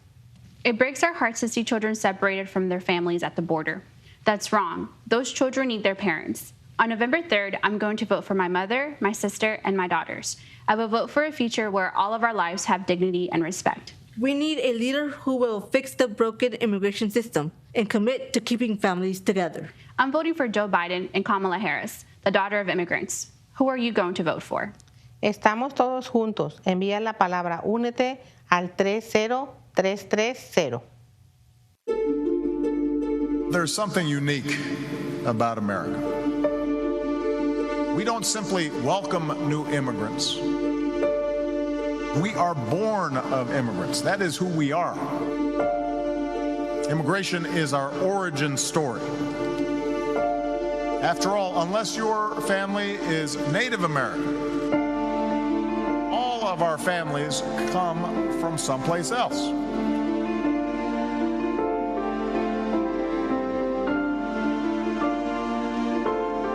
In these new Americans, we see our own American stories.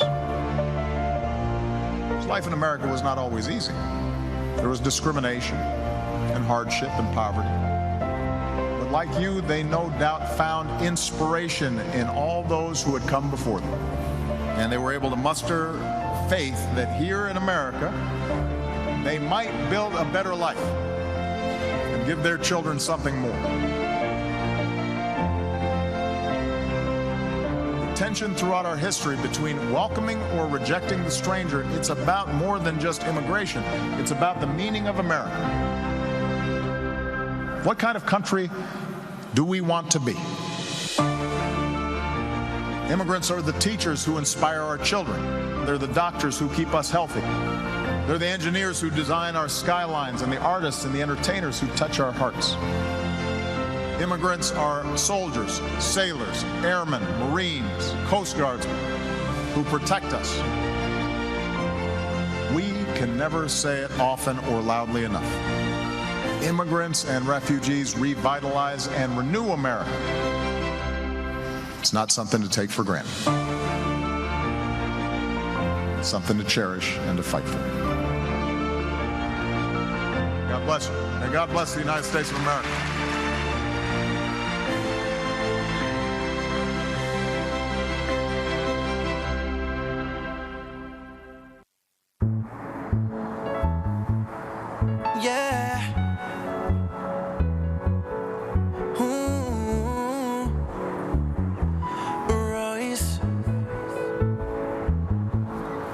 When the night has come, and the land is dark, y la luna es la luz que brilla ante mí. Miedo no tendré, oh, I won't me asustaré, just as long as you stand by me.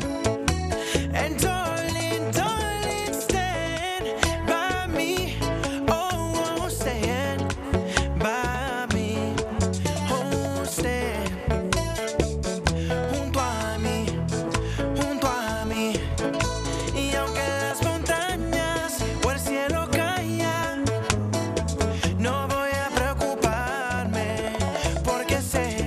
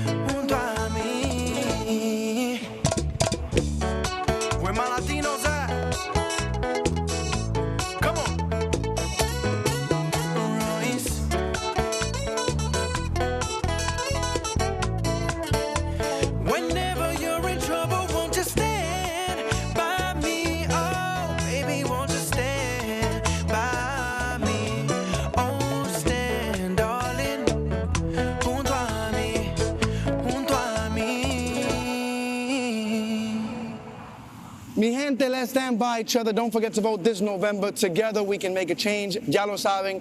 No se olviden votar este noviembre. En la unión está la fuerza. Let's go. That was Prince Royce. Amazing. Shout out to the Boogie Down Bronx. In this next piece, you'll hear about the vital role that women have played in moving us toward a more perfect union and breaking through that proverbial glass ceiling. And after that, you'll hear from Secretary Hillary Rodham Clinton, the woman who put over 65 million cracks in it.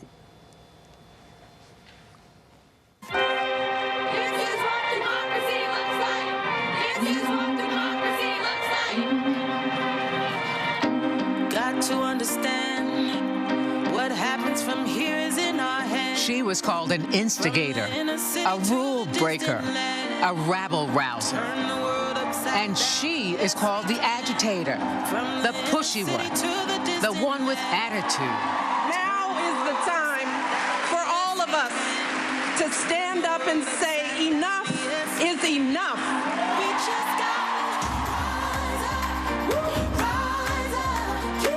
From the ballot box to the factory floor, from her living room to the ER, she makes trouble, the good kind.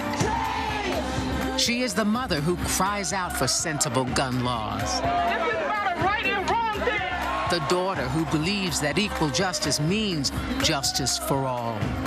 We are America.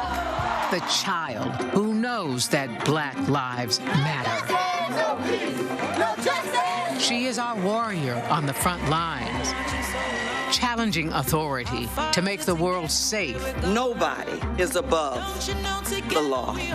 Refusing to be told who makes decisions about her body or anyone else's. These women and men of all ages, races, and backgrounds don't come to Planned Parenthood to make a political statement. They come to get quality, affordable health care. You are disadvantaging her because of her sex.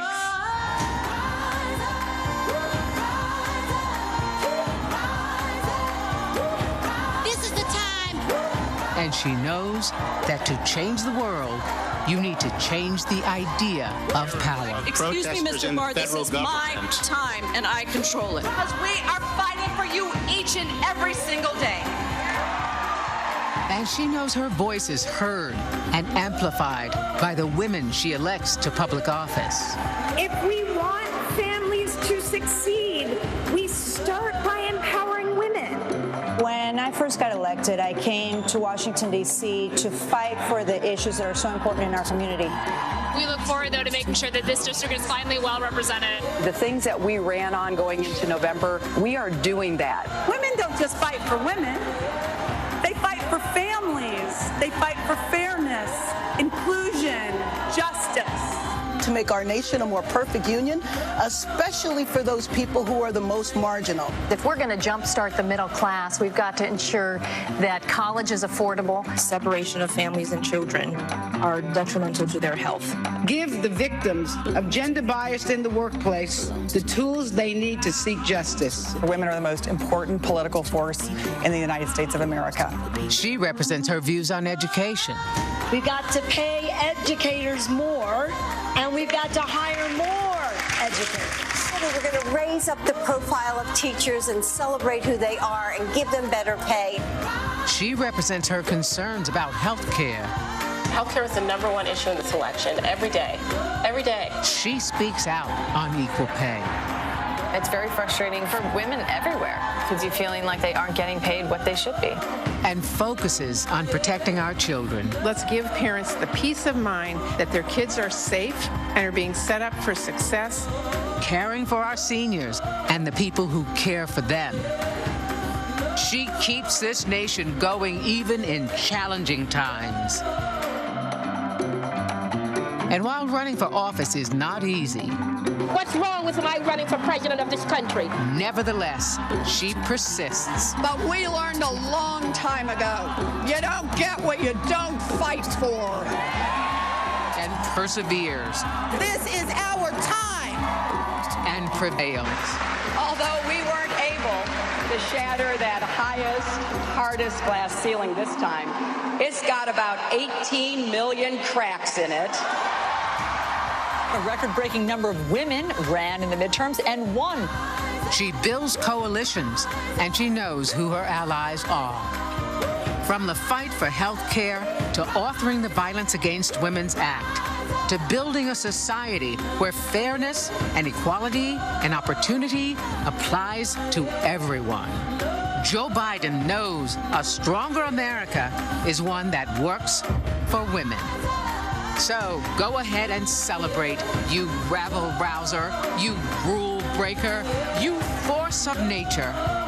Our country, our world needs you.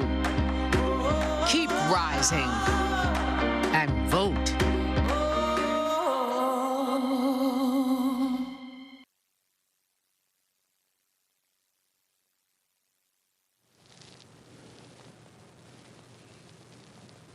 The morning after the last election, I said, we owe Donald Trump an open mind and the chance to lead. I meant it. Every president deserves that. And Trump came in with so much set up for him: a strong economy, plans for managing crises, including a pandemic.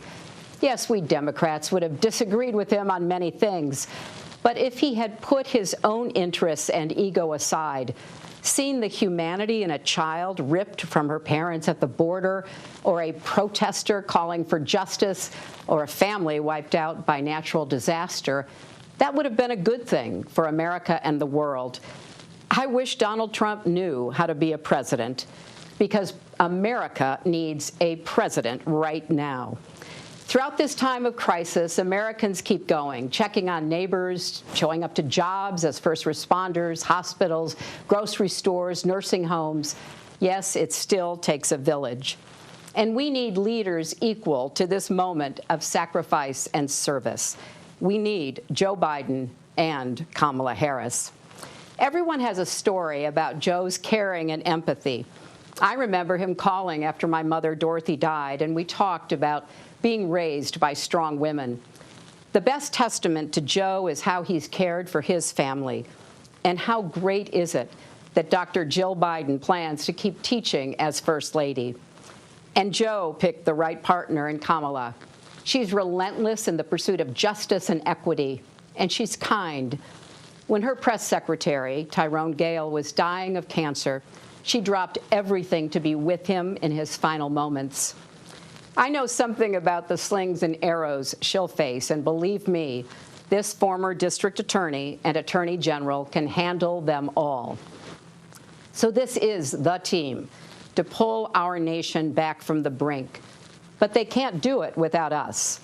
For 4 years, people have told me, I didn't realize how dangerous he was. I wish I could do it all over. Or worst, I should have voted. Look, this can't be another woulda, coulda, shoulda election.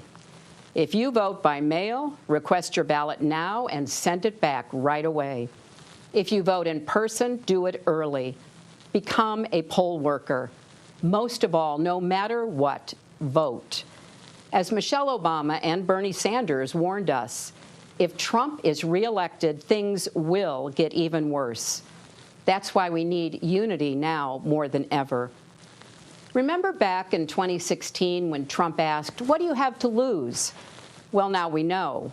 Our health care, our jobs, our loved ones, our leadership in the world, and even our post office. But let's set our sights higher than getting one man out of the White House. Joe Biden and Kamala Harris are going to give us so much to vote for. Let's vote for the jobs that Joe's plan will create. Clean energy jobs to fight climate change, caregiving jobs with living wages. Vote for emergency relief that lifts small businesses and saves hardworking people from foreclosures and evictions. It's wrong that billionaires got $400 billion richer during the pandemic while millions lost their $600 a week in extra unemployment. Vote for the parents and teachers struggling to balance children's education and safety, and for healthcare workers fighting COVID-19 with little help from the White House. Vote for paid family leave and health care for everyone, for Social Security, Medicare, and Planned Parenthood. Vote for dreamers and their families. Vote for law enforcement purged of racial bias that keeps all our streets safe. Vote for justice for George Floyd, Breonna Taylor, and Ahmaud Arbery, because Black lives matter. Vote for honest elections so we, not a foreign adversary, choose our president. Vote for the diverse, hopeful America we saw in last night's roll call. And don't forget, Joe and Kamala can win by 3 million votes and still lose. Take it from me. So we need numbers overwhelming so Trump can't sneak or steal his way to victory. Text VOTE 30330 to get started. 100 years ago yesterday, the 19th Amendment to the Constitution was ratified. It took 7 decades of suffragists marching, picketing, and going to jail to push us closer to a more perfect union. 55 years ago, John Lewis marched and bled in Selma because that work was unfinished. Tonight, I'm thinking of the girls and boys who see themselves in America's future because of Kamala Harris, a Black woman, the daughter of Jamaican and Indian immigrants, and our nominee for vice president. This is our country's story, breaking down barriers and expanding the circle of possibility. And to the young people watching, don't give up on America.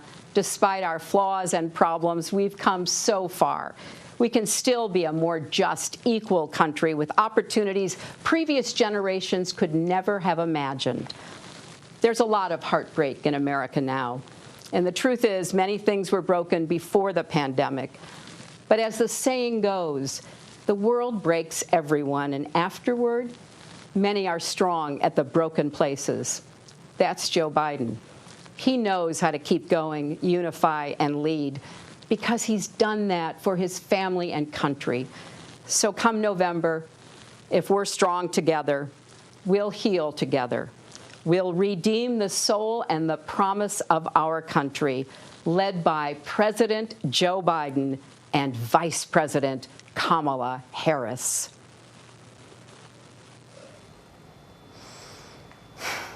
Tonight is a night steeped in women who have stepped into service and advocacy and who are using their power for good. The power of women is undeniable, whether it's in the office, in the home, or in the House of Representatives.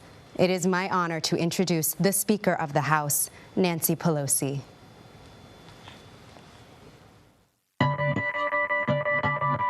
I was never raised in a way that I would be running for public office. It didn't interest me.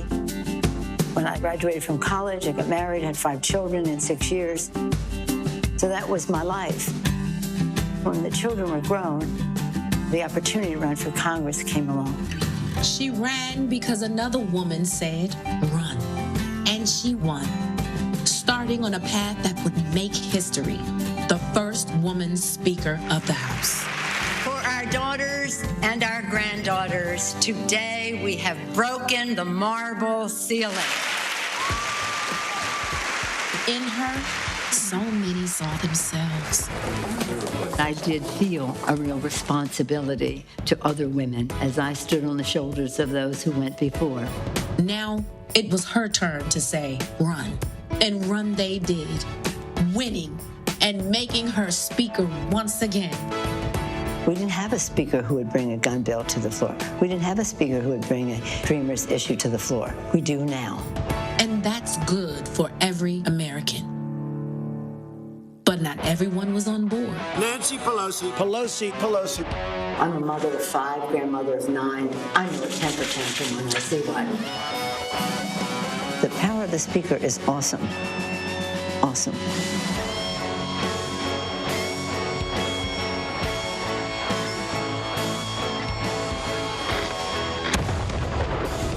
If you want to go into the arena, you have to be prepared to take a punch. But you also have to be prepared to throw a punch for the children. Throw a punch for the children. From running the House to Speaker of the House and taking on the White House unapologetic, unafraid. Madam Speaker. Congratulations, Madam Speaker. Madam Speaker. Madam Speaker. Madam Speaker. Madam Speaker.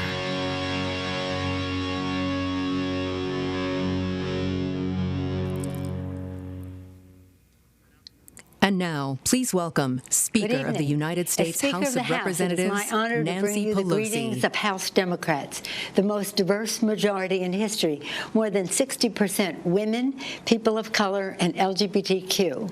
Our diversity is our strength. Our unity is our power.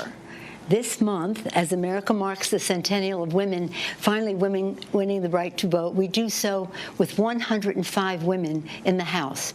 Proudly, 90 are Democrats. To win the vote, women marched and fought and never gave in. We stand on their shoulders, charged with carrying forward the unfinished work of our nation advanced by heroes, from Seneca Falls to Selma to Stonewall. 4 years ago, when President Obama and Vice President Biden were in the White House, they made us proud, and their leadership made our country great. In that spirit, we come together now, not to decry the darkness, but to light a way forward for our country. That is the guiding purpose of House Democrats, fighting for the people. We have sent the Senate bills for lower health care costs, for bigger paychecks, for cleaner government, protecting John Lewis's voting rights, and enacting George Floyd Justice and Policing Act.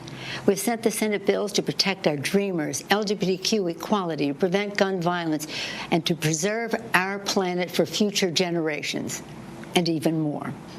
All of this is possible for America. Who is standing in the way? Mitch McConnell and Donald Trump. Our nation faces the worst health and economic catastrophe in our history. More than 5 million Americans are infected by the coronavirus. Over 170,000 have died. The science-based action in the HEROES Act we enacted 3 months ago is essential to safeguard lives, livelihood, and the life of our democracy. And who is standing in the way? Mitch McConnell and Donald Trump. Instead of crushing the virus, they're trying to crush the Affordable Care Act and its pre-existing conditions benefit. As Speaker of the House, I've seen firsthand Donald Trump's disrespect for facts, for working families, and for women in particular. Disrespect written into his policies toward our health and our rights, not just his conduct. But we know what he doesn't, that when women succeed, America succeeds. And so we are unleashing the power of women to take our rightful place in our national life by championing a woman's right to choose and defending Roe v. Wade, securing safe and affordable child care, preserving Social Security, and passing equal pay for equal work. Who's standing in the way? Mitch McConnell and Donald Trump. So here is our answer. We will remember in November when we will elect Joe Biden president, whose heart is full of love for America, and rid the country of Trump's heartless disregard for America's goodness. Joe Biden's faith in God gives him the courage to lead. Joe Biden's love gives him the strength to persevere. Joe Biden is the president we need right now, battle-tested, forward-looking, honest, and authentic. He has never forgotten who he is fighting for. And Kamala Harris is the vice president we need right now, committed to our Constitution, brilliant in defending it, and a witness to the women of this nation that our voices will be heard. Our mission is to fight for a future equal to the ideals of our founders, our hopes for our children, and the sacrifices of our veterans, our brave men and women in uniform, and their families. We will increase our majority in the House. We will win a Democratic majority in the Senate. We will elect Kamala Harris vice president, and we will elect Joe Biden president of the United States of America. God bless you, and God bless America. Thank you, Speaker Pelosi. The House is the people's house, and to ensure it stays that way, we need everyone to help fund our work to elect Joe Biden and Democrats up and down the ballot. If you are able, please go to joebiden.com now and chip in whatever you can to support this campaign. Last year, under Speaker Pelosi's leadership, the House reauthorized the Violence Against Women Act. Joe Biden wrote that landmark law nearly 30 years ago. Since then, he and other leaders have built on it. But for all of this work, women are still not entirely safe. So the work must continue. Joe Biden knows that, and he is committed to doing that work, to making sure that women are safe and to making sure our voices are heard. Let's listen. My name is Ruth Glenn. In 1992, my husband shot me and left me for dead. For 13 years, my son and I had been abused by him. We finally escaped, but he tracked us down. Back then, there was limited help available and no national hotline to call. Local shelters were full. I didn't even know the name for what was happening to me then: domestic violence. Now, working to end domestic violence is my life's work. I'm Mariska Hargitay. When I started doing research to play Detective Olivia Benson on Law & Order SVU over 20 years ago, I was shocked to find out how many people, including children, experience physical or sexual abuse.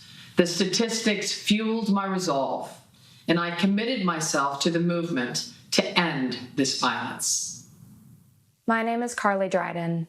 In my small hometown, I didn't feel like I could speak out about my experience with sexual assault. But at the University of Puget Sound, I met an incredible force of people working to end the culture of sexual assault. I went from survivor to advocate.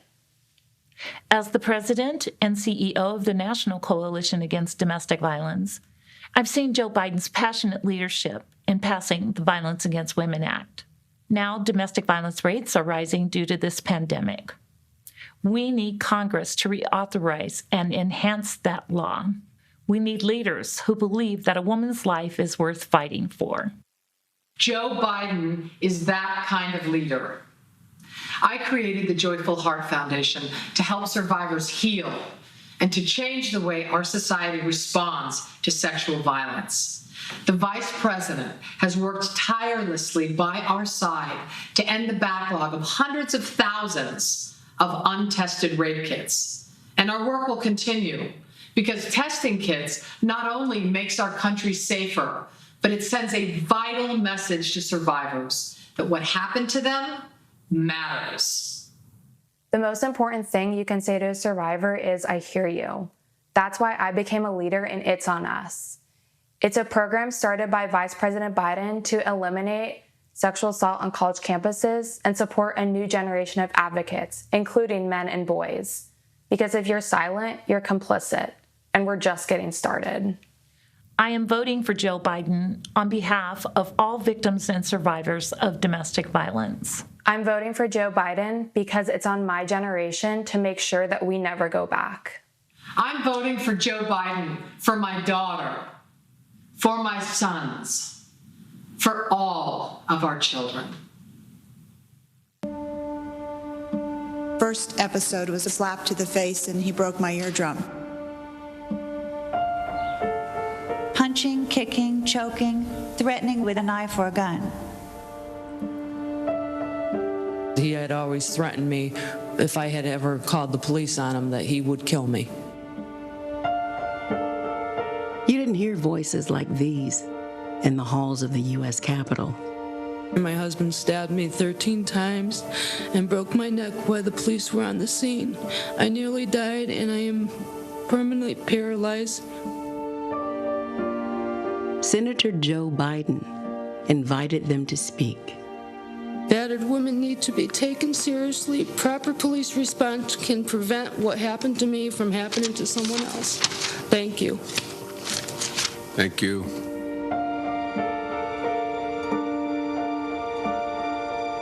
At the time, the police considered domestic violence something that was not a crime. In the home, it's a private matter. And so women were responsible for their own injuries. I was about to say I know. Well, I don't know. I can only guess how painful that is. Growing up, our father said that the greatest of all sins was the abuse of power.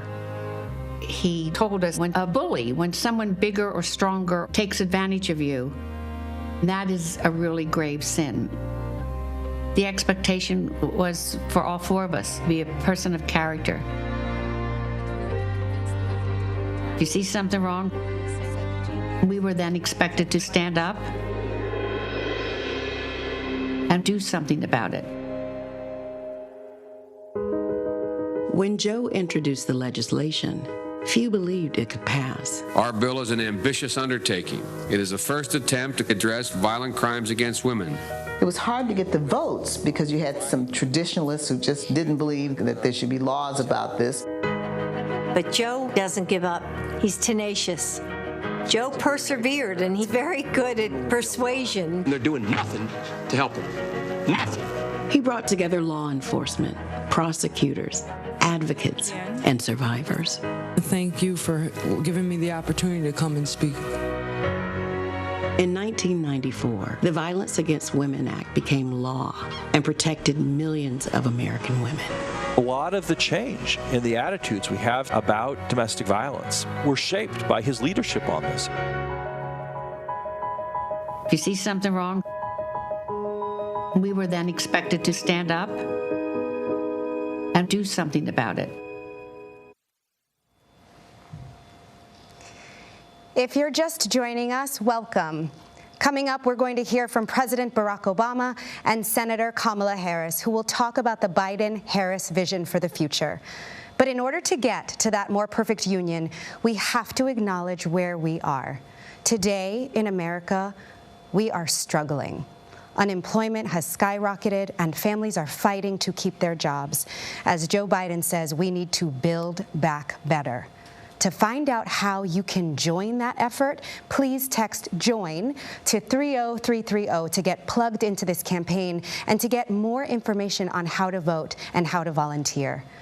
Joe Biden has a plan to help working families and small businesses. Our next speaker, Hilda Solis, worked alongside him as Secretary of Labor to make sure that there were good American jobs and that Americans were safe on the job.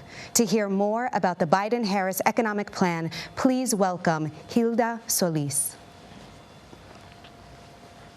Hello, I'm Hilda Solis. The day Vice President Biden swore me in as Secretary of Labor was one of the proudest moments of my life. My parents realized they had achieved their American dream because the daughter of two blue-collar immigrants would make history and give voice to people just like them. American workers need a fighter now more than ever, and Joe Biden is that person because he has done it before and I've seen it firsthand. He and President Obama made it easier for home care workers to organize. They extended overtime pay to more than 4 million workers. They saved the automobile industry and a whole lot of good union jobs with it. And when millions of families lost their homes, my friend from California, Senator Kamala Harris, took on the big banks and won. But because of Donald Trump's failures, we must once again rescue a sinking economy. Millions of Americans are out of work, and communities of color are the hardest hit. Millions of essential workers are putting their lives at risk with little protections, and millions more are just plain tired. That's why Joe Biden and Kamala Harris actually have a plan, not only to recover what we lost, but to improve upon it, to build back better. Creating 5 million good union jobs by bringing back supply chains to America. That's building back better. Creating millions of jobs by investing in clean energy. That's building back better. And making sure that working families can afford childcare. That's how we build back better. So let me borrow and slightly edit something Joe Biden said at my swearing in. When it comes to expanding the economy for all people, no one is going to be a stronger voice than our next president, Joe Biden. The conversation you're about to see proves it. Behind every business, there's a story. Small businesses around the country are bearing the economic brunt of the coronavirus pandemic. And behind every business, there's a family. A lot of people clearly are in pain right now. For every farm, there's a fight to stay whole. There's hard work. And there's heartbreak. We are going to lose 20 to 30% of our small businesses.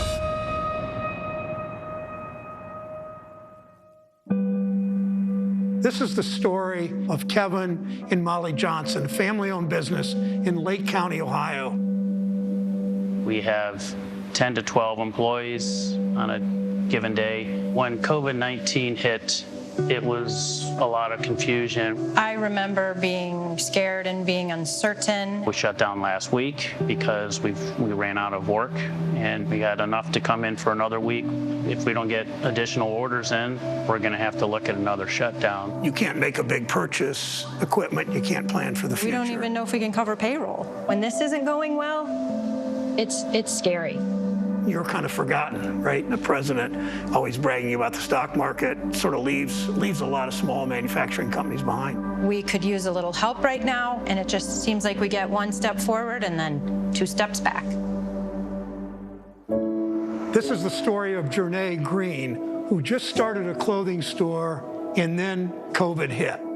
Fashion has been a love of mine since I was a kid. I worked really hard to save money to open this store. Did my ribbon cutting December 14th of 2019, and it was booming, and then bam, here's COVID. It was scary.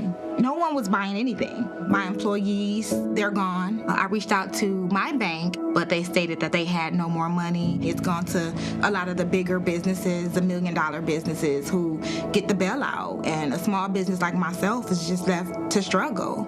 Being an African-American female business owner under President Trump, I feel, how can I say, I'm alone. I'm alone. This is the story of Lynn Ta and her 2 restaurants, one closed and one still open. It's always really hard for restaurants to begin. It would be crowded in here with babies and families and crowds outside waiting to get in. It was pretty exciting. And on the day of the shutdown, we were actually reviewed in the Los Angeles Times. On that day, the virus was announced as a global pandemic. It's really, really sad to see. And if we don't turn this around soon, we're going to see this not just be this year, but you're going to see ghost town for Main Street USA. The first decision that I had to make, because 100 people are looking at you, and unfortunately, the call was to furlough everybody. At this point, I don't even see myself in business next month. ¿Qué efecto de esta pandemia ha sido en su trabajo y su espíritu? Es más difícil, mucho más trabajo. Yo voy a hacer todo lo posible por salvar el restaurante. We don't ask for much from government, but catch us when we're falling. And I know that it must feel like you're falling right now without a net. Restaurants are among the hardest businesses to succeed at, but I was going to do it in a way that was going to provide a successful career for not only myself, but 100 employees. This is the story of Dan Reiner. He's a 5th-generation farmer struggling to keep his business alive. I'm not so sure that the president understands that when he thinks about business, I don't think he thinks about farmers as a business. No, he has no clue about this stuff. Dan, tell me a little bit about the farm. We've been here since 1864. Trade tariffs with China have just been horrible. Part of the language in the trade deal said that China does not have to buy unless the price is to their advantage. What kind of trade deal is that? That's no deal. Then when COVID hit, then everything just plummeted. Getting through now, that's the problem. That's the day-to-day battle. I believe that Joe Biden will be a clear voice for us, something that we have not had. Joe Biden has an understanding of what the average American is experiencing. I think he's with me. Enough is enough. It's time to help small businesses, middle-class folks manage their way through a pandemic. I have a lot of confidence in Joe Biden. He's a fighter and he's the real deal. We've taken a lot of knockdowns, and we know that at the end of the day, we will endure. We will rise again. Every time I get knocked down, I got to get up and keep running, keep going, keep going.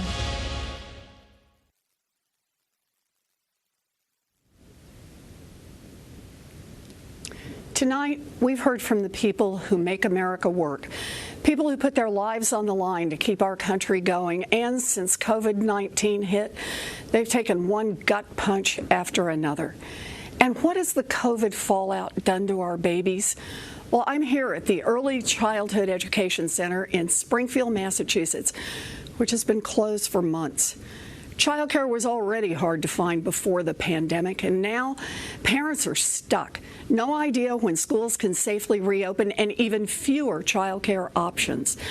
The devastation is enormous, and the way I see it, big problems demand big solutions. Now, I love a good plan, and Joe Biden has some really good plans. Plans to bring back union jobs in manufacturing and create new union jobs in clean energy. Plans to increase Social Security benefits, cancel billions in student loan debt, and make our bankruptcy laws work for families instead of the creditors who cheat them. These plans reflect a central truth. Our economic system has been rigged to give bailouts to billionaires and kick dirt in the face of everyone else. But we can build a thriving economy by investing in families and fixing what's broken. Joe's plan to build back better includes making the wealthy pay their fair share, holding corporations accountable, repairing racial inequities, and fighting corruption in Washington. Let me tell you about one of Joe's plans that's especially close to my heart: childcare. As a little girl growing up in Oklahoma, what I wanted most in the world was to be a teacher. I loved teaching. And when I had babies and was juggling my first big teaching job down in Texas, it was hard. But I could do hard. The thing that almost sank me, childcare. One night, my Aunt Bee called just to check in, and I thought I was fine. But then I just broke down and started to cry. I had tried holding it all together, but without reliable childcare, working was nearly impossible. And when I told Aunt Bee I was going to quit my job, I thought my heart would break. And then she said the words that changed my life. I can't get there tomorrow, but I'll come on Thursday. And she arrived with 7 suitcases and a Pekingese named Buddy and stayed for 16 years. I get to be here tonight because of my Aunt Bee. I learned a fundamental truth. Nobody makes it on their own. And yet, here we are, 2 generations of working parents later. And if you have a baby and don't have an Aunt Bee, you're on your own. And here's why that is wrong. We build infrastructure like roads and bridges and communication systems so that people can work. That infrastructure helps us all because it keeps our economy going. It's time to recognize that childcare is part of the basic infrastructure of this nation. It's infrastructure for families. Joe and Kamala will make high-quality childcare affordable for every family, make preschool universal, and raise the wages of every childcare worker. Now, that's just one plan, but it gives you an idea of how we get this country working for everyone. Donald Trump's ignorance and incompetence have always been a danger to our country. COVID-19 was Trump's biggest test. He failed miserably. Today, America has the most COVID deaths in the world and an economic collapse. And both crises are falling hardest on Black and brown families. Millions out of work, millions more trapped in cycles of poverty, millions on the brink of losing their homes, millions of restaurants and stores hanging by a thread. This crisis is bad, and it didn't have to be this way. This crisis is on Donald Trump and the Republicans who enable him. On November 3rd, we will hold them all accountable. So, whether you're planning to vote wearing a mask or vote by mail, please take out your phone right now and text VOTE to 30330. We all need to be in the fight to get Joe and Kamala elected. And after November, we all need to stay in the fight to get big things done. We stay in this fight so that when our children and our grandchildren ask what we did during this dark chapter in our nation's history, we will be able to look them squarely in the eye and say, we organized, we persisted, and we changed America.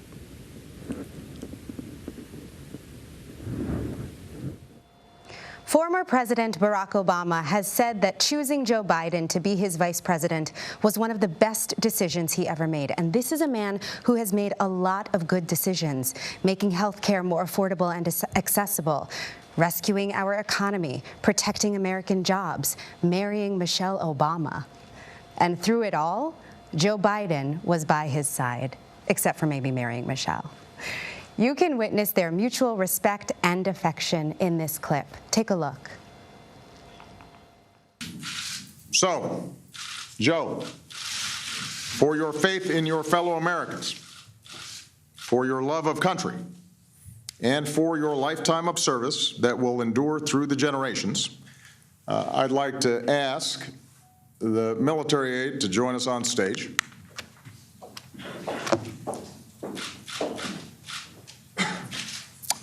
For the final time as president, I am pleased to award our nation's highest civilian honor, the Presidential Medal of Freedom.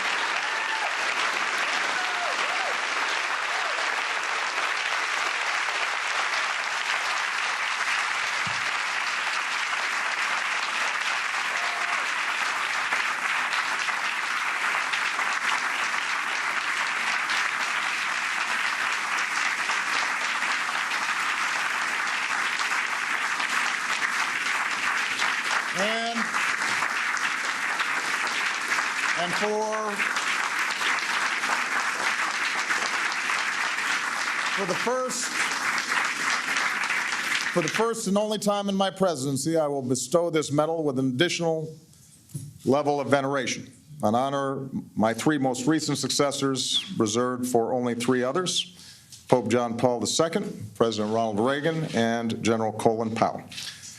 Ladies and gentlemen, I am proud to award the Presidential Medal of Freedom with distinction to my brother, Joseph Robinette Biden, Jr. Will the aide please read the citation?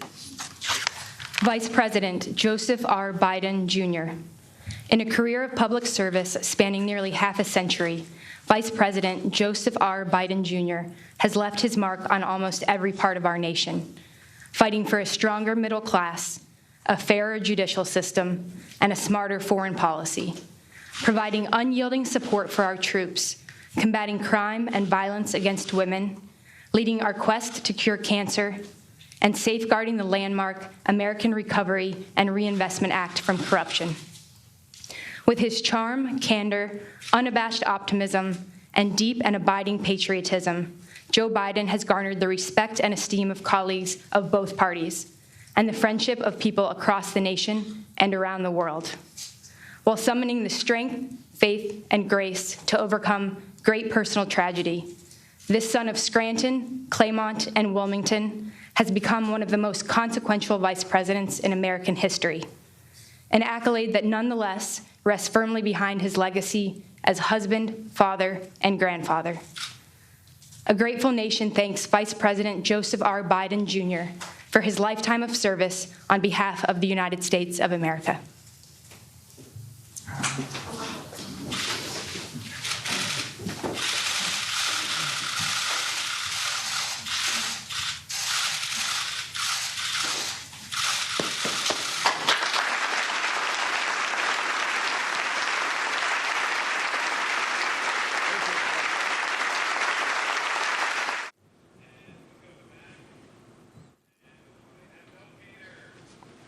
Good evening, everybody. As you've seen by now, this isn't a normal convention. It's not a normal time.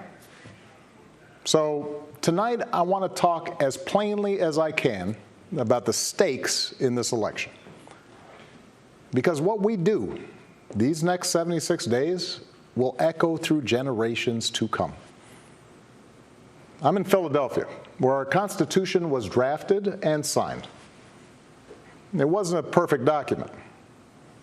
It allowed for the inhumanity of slavery and failed to guarantee women, and even men who didn't own property, the right to participate in the political process. But embedded in this document was a North Star that would guide future generations. A system of representative government, a democracy, through which we could better realize our highest ideals. Through civil war and bitter struggles, we improved this Constitution to include the voices of those who'd once been left out. And gradually, we made this country more just and more equal and more free. The one constitutional office elected by all of the people is the presidency. So at a minimum, we should expect a president to feel a sense of responsibility for the safety and welfare of all 330 million of us, regardless of what we look like, how we worship, who we love, how much money we have, or who we voted for. But we should also expect a president to be the custodian of this democracy. We should expect that regardless of ego, ambition, or political beliefs, the president will preserve, protect, and defend the freedoms and ideals that so many Americans marched for, went to jail for, fought for, and died for. I have sat in the Oval Office with both of the men who are running for president. I never expected that my successor would embrace my vision or continue my policies. I did hope, for the sake of our country, that Donald Trump might show some interest in taking the job seriously, that he might come to feel the weight of the office and discover some reverence for the democracy that had been placed in his care. But he never did. For close to 4 years now, he has shown no interest in putting in the work, no interest in finding common ground, no interest in using the awesome power of his office to help anyone but himself and his friends. No interest in treating the presidency as anything but one more reality show that he can use to get the attention he craves. Donald Trump hasn't grown into the job because he can't.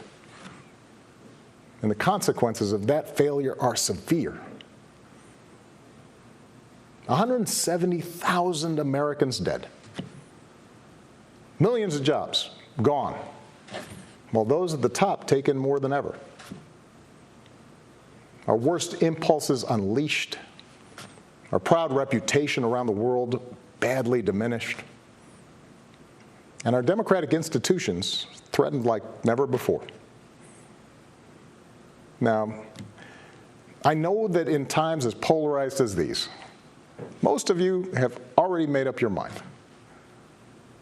But maybe you're still not sure which candidate you'll vote for, or whether you'll vote at all. Maybe you're tired of the direction we're headed, but you can't see a better path yet. Or you just don't know enough about the person who wants to lead us there. So let me tell you about my friend, Joe Biden. 12 years ago, when I began my search for a vice president, I didn't know I'd end up finding a brother. Joe and I come from different places, different generations, but what I quickly came to admire about Joe Biden is his resilience, born of too much struggle, his empathy, born of too much grief. Joe is a man who learned early on to treat every person he meets with respect and dignity, living by the words his parents taught him. No one's better than you, Joe, but you're better than nobody. That empathy, that decency, the belief that everybody counts, that's who Joe is. When he talks with someone who's lost her job, Joe remembers the night his father sat him down to say that he'd lost his. When Joe listens to a parent who's trying to hold it all together right now, he does it as a single dad who took the train back to Wilmington each and every night so he could tuck his kids into bed. When he meets with military families who've lost their hero, he does it as a kindred spirit, the parent of an American soldier, somebody whose faith has endured the hardest loss there is. For 8 years, Joe was the last one in the room whenever I faced a big decision. He made me a better president, and he's got the character and the experience to make us a better country. And in my friend Kamala Harris, he's chosen an ideal partner who is more than prepared for the job. Someone who knows what it's like to overcome barriers and who's made a career fighting to help others live out their own American dream. Along with the experience needed to get things done, Joe and Kamala have concrete policies that will turn their vision of a better, fairer, stronger country into reality. They will get this pandemic under control, like Joe did when he helped me manage H1N1 and prevent an Ebola outbreak from reaching our shores. They'll expand health care to more Americans, like Joe and I did 10 years ago, when he helped craft the Affordable Care Act and nail down the votes to make it the law. They'll rescue the economy, like Joe helped me do after the Great Recession. I asked him to manage the Recovery Act, which jump-started the longest stretch of job growth in history. And he sees this moment now, not as a chance to get back to where we were, but to make long overdue changes so that our economy actually makes life a little easier for everybody. Whether it's the waitress trying to raise a kid on her own, or the shift worker always on the edge of getting laid off, or the student figuring out how to pay for next semester's classes. Joe and Kamala will restore our standing in the world. And as we've learned from this pandemic, that matters. Joe knows the world, and the world knows him. He knows that our true strength comes from setting an example that the world wants to follow. A nation that stands with democracy, not dictators. A nation that can inspire and mobilize others to overcome threats like climate change and terrorism, poverty and disease. But more than anything, what I know about Joe, what I know about Kamala, is that they actually care about every American, and that they care deeply about this democracy. They believe that in a democracy, the right to vote is sacred, and we should be making it easier for people to cast their ballots, not harder. They believe that no one, including the president, is above the law, and that no public official, including the president, should use their office to enrich themselves or their supporters. They understand that in this democracy, the commander-in-chief does not use the men and women of our military who are willing to risk everything to protect our nation as political props to deploy against peaceful protesters on our own soil. They understand that political opponents aren't un-American just because they disagree with you. A free press isn't the enemy, but the way we hold officials accountable. That our ability to work together to solve big problems like a pandemic depend on a fidelity to facts and science and logic, and not just making stuff up. None of this should be controversial. These shouldn't be Republican principles or Democratic principles. They are American principles. But at this moment, this president and those who enable him have shown they don't believe in these things. Tonight, I'm asking you to believe in Joe and Kamala's ability to lead this country out of these dark times and build it back better. But here's the thing. No single American can fix this country alone, not even a president. Democracy was never meant to be transactional. You give me your vote, I make everything better. It requires an active and informed citizenry.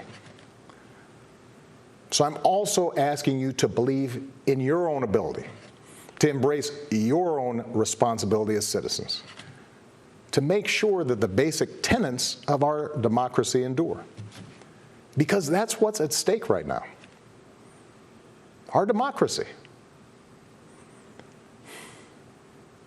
Look, I understand why a lot of Americans are down on government. The way the rules have been set up and abused in Congress make it easier for special interests to stop progress than to make progress. Believe me, I know it.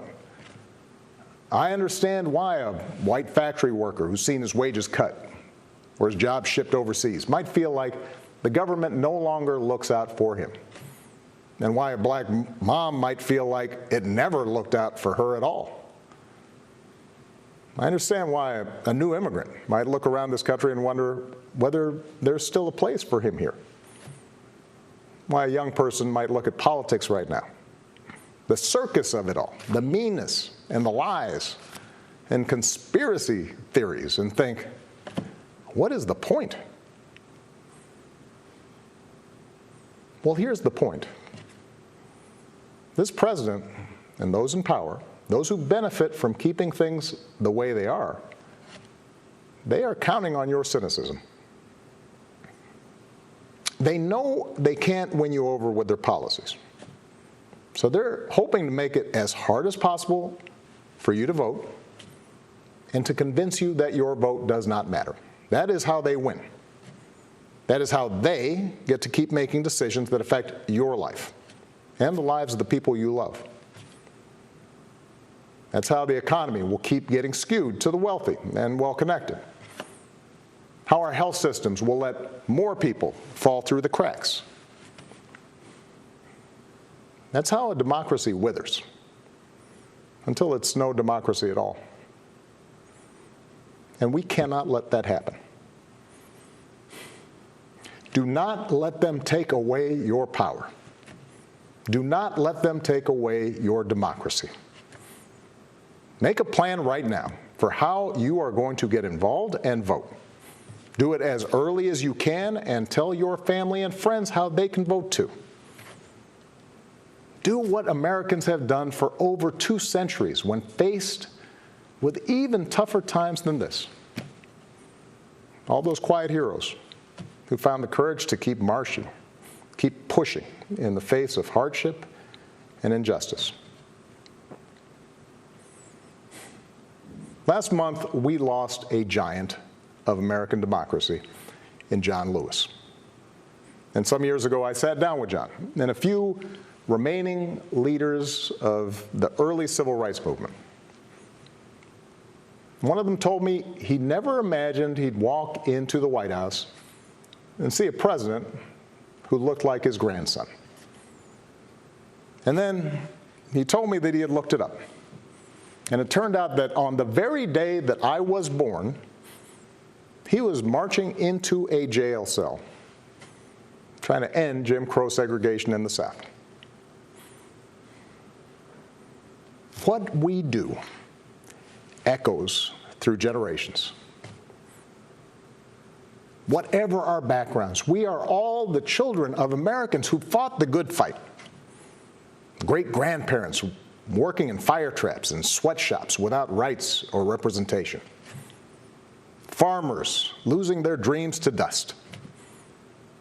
Irish and Italians and Asians and Latinos told, go back where you come from. Jews and Catholics, Muslims and Sikhs made to feel suspect for the way they worshiped. Black Americans chained and whipped and hanged, spit on for trying to sit at lunch counters, beaten for trying to vote. If anyone had a right to believe that this democracy did not work and could not work, it was those Americans, our ancestors. They were on the receiving end of a democracy that had fallen short all their lives. They knew how far the daily reality of America strayed from the myth. And yet, instead of giving up, they joined together. And they said, somehow, some way, we are going to make this work. We are going to bring those words in our founding documents to life.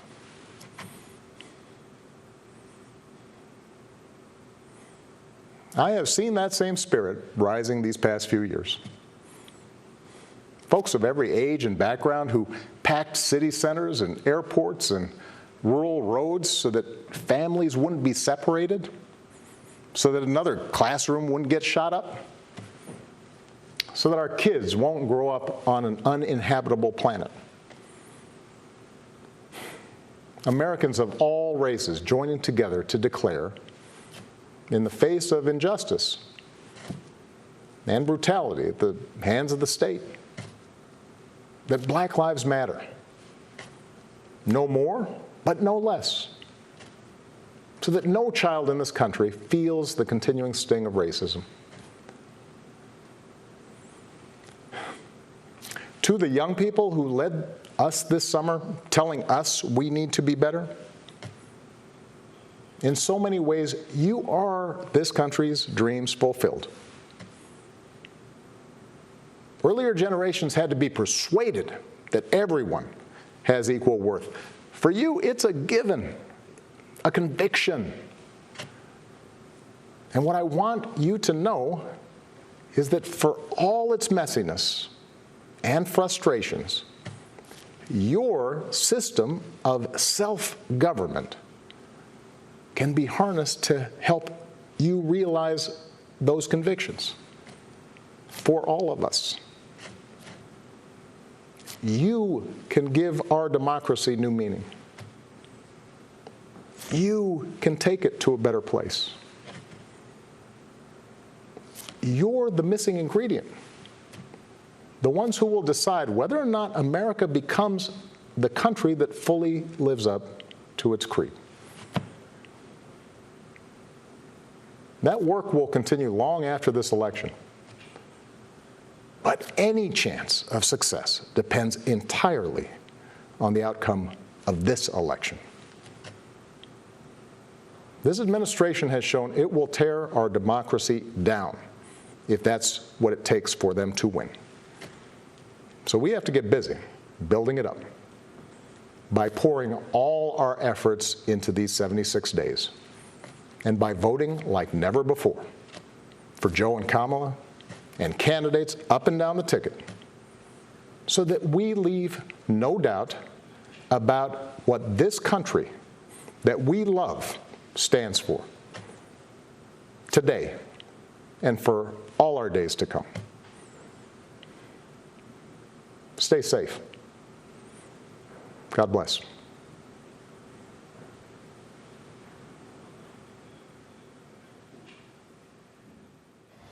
Thank you, President Obama, thank you for your brilliant leadership. Joe Biden has chosen an extraordinary woman to be his running mate.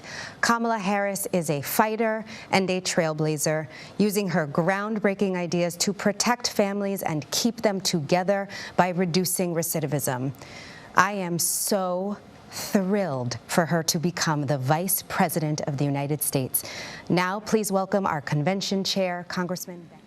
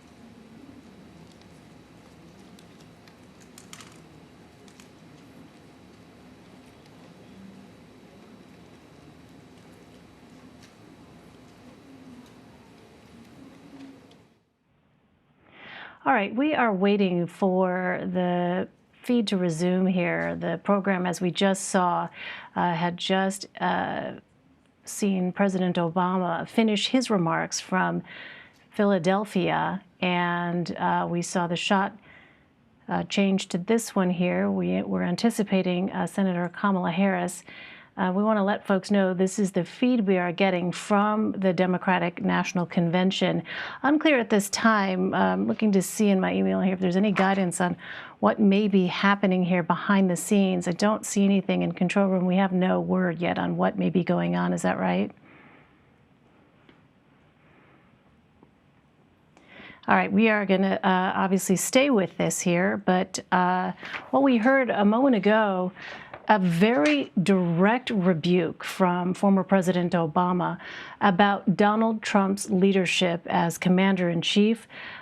This was perhaps the most forceful condemnation of President Trump by President Obama since the President Trump took office.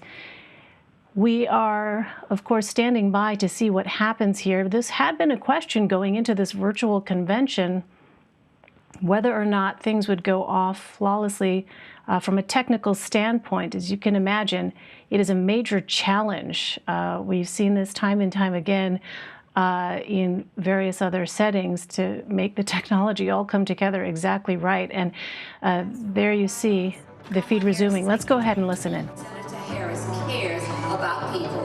There's no doubt about it. When she says for the people, it is in every ounce of who she is. She's for us. She's for us. She fights for women's rights. She fights to end mass incarceration. She is a fearless advocate for the voiceless. The litmus test for America is how we are treating black women. Now, I'm talking about someone who can fight for black people, brown people, undocumented people, LGBT people, disabled people, young people, old people, all of America. It's about all of us knowing our power, each of us, to lift people up, right? Yes. And to remind them that we see them and we hear them and that they matter.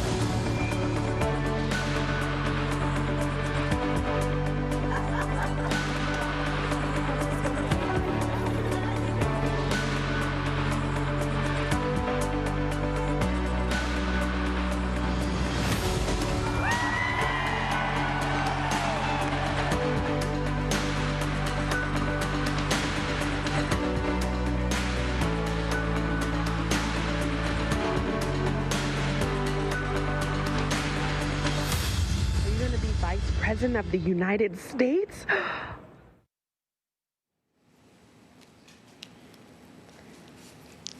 Greetings, America. America. It is truly an honor to be speaking with you tonight. That I am here tonight is a testament to the dedication of generations before me. Women and men who believed so fiercely in the promise of equality, liberty, and justice for all.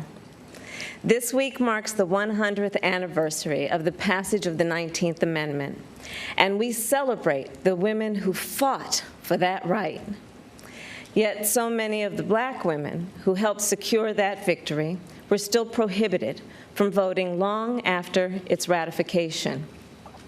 But they were undeterred. Without fanfare or recognition, they organized and testified and rallied and marched and fought, not just for their vote, but for a seat at the table. These women and the generations that followed worked to make democracy and opportunity real in the lives of all of us who followed. They paved the way for the trailblazing leadership of Barack Obama and Hillary Clinton. And these women inspired us to pick up the torch and fight on. Women like Mary Church Terrell, Mary Cloyd Bethune, Fannie Lou Hamer, and Diane Nash, Constance Baker Motley, and the great Shirley Chisholm. We're not often taught their stories, but as Americans, we all stand on their shoulders. And there's another woman whose name isn't known, whose story isn't shared, another woman whose shoulders I stand on. And that's my mother, Kamala Harris. She came here from India at age 19 to pursue her dream of curing cancer. At the University of California, Berkeley, she met my father, Donald Harris, who had come from Jamaica to study economics. They fell in love in that most American way while marching together for justice in the civil rights movement of the 1960s.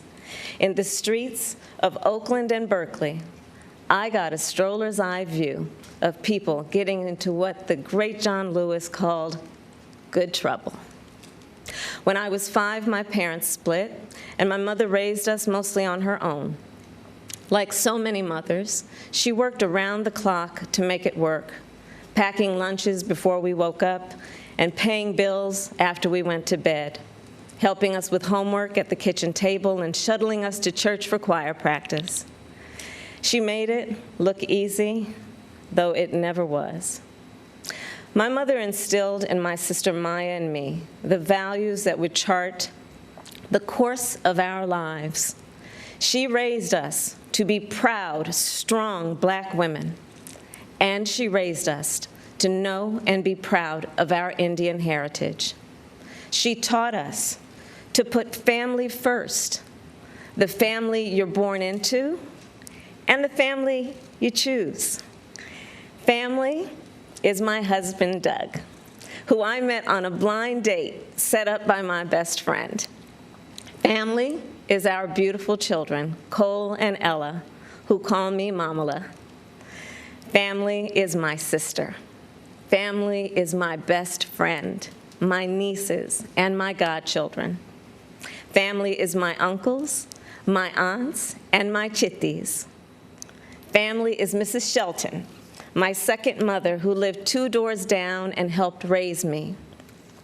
Family is my beloved Alpha Kappa Alpha, our Divine Nine, and my HBCU brothers and sisters. Family is the friends I turn to when my mother, the most important person in my life, passed away from cancer. And even as she taught us to keep our family at the center of our world, she also pushed us to see a world beyond ourselves. She taught us to be conscious and compassionate about the struggles of all people, to believe public service is a noble cause and the fight for justice is a shared responsibility. That led me to become a lawyer, a district attorney, attorney general, and a United States senator. And at every step of the way, I've been guided by the words I spoke from the first time I stood in a courtroom. Kamala Harris, for the people. I have fought for children and survivors of sexual assault. I fought against transnational criminal organizations. I took on the biggest banks and helped take down one of the biggest for-profit colleges. I know a predator when I see one. My mother taught me that service to others gives life purpose and meaning. And oh, how I wish she were here tonight, but I know she's looking down on me from above. I keep thinking about that 25-year-old Indian woman, all of 5 feet tall, who gave birth to me at Kaiser Hospital in Oakland, California. On that day, she probably could have never imagined that I would be standing before you now and speaking these words. I accept your nomination for Vice President of the United States of America. I do so committed to the values she taught me, to the word that teaches me to walk by faith and not by sight, and to a vision passed on through generations of Americans, one that Joe Biden shares. a vision of our nation as a beloved community where all are welcome, no matter what we look like, no matter where we come from, or who we love. A country where we may not agree on every detail, but we are united by the fundamental belief that every human being is of infinite worth, deserving of compassion, dignity, and respect. A country where we look out for one another, where we rise and fall as one, where we face our challenges and celebrate our triumphs together. Today, that country feels distant. Donald Trump's failure of leadership has cost lives and livelihoods. If you're a parent struggling with your child's remote learning, or you're a teacher struggling on the other side of that screen, you know what we're doing right now is not working.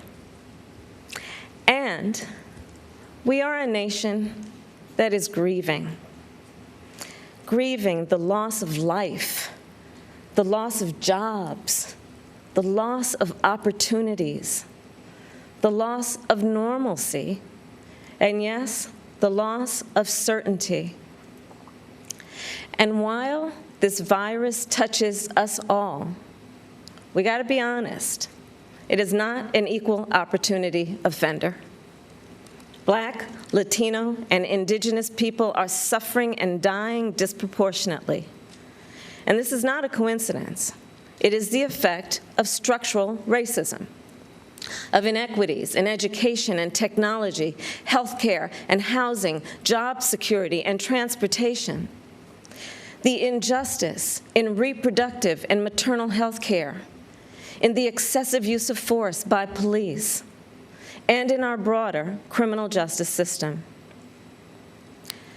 This virus, it has no eyes, and yet it knows exactly how we see each other and how we treat each other.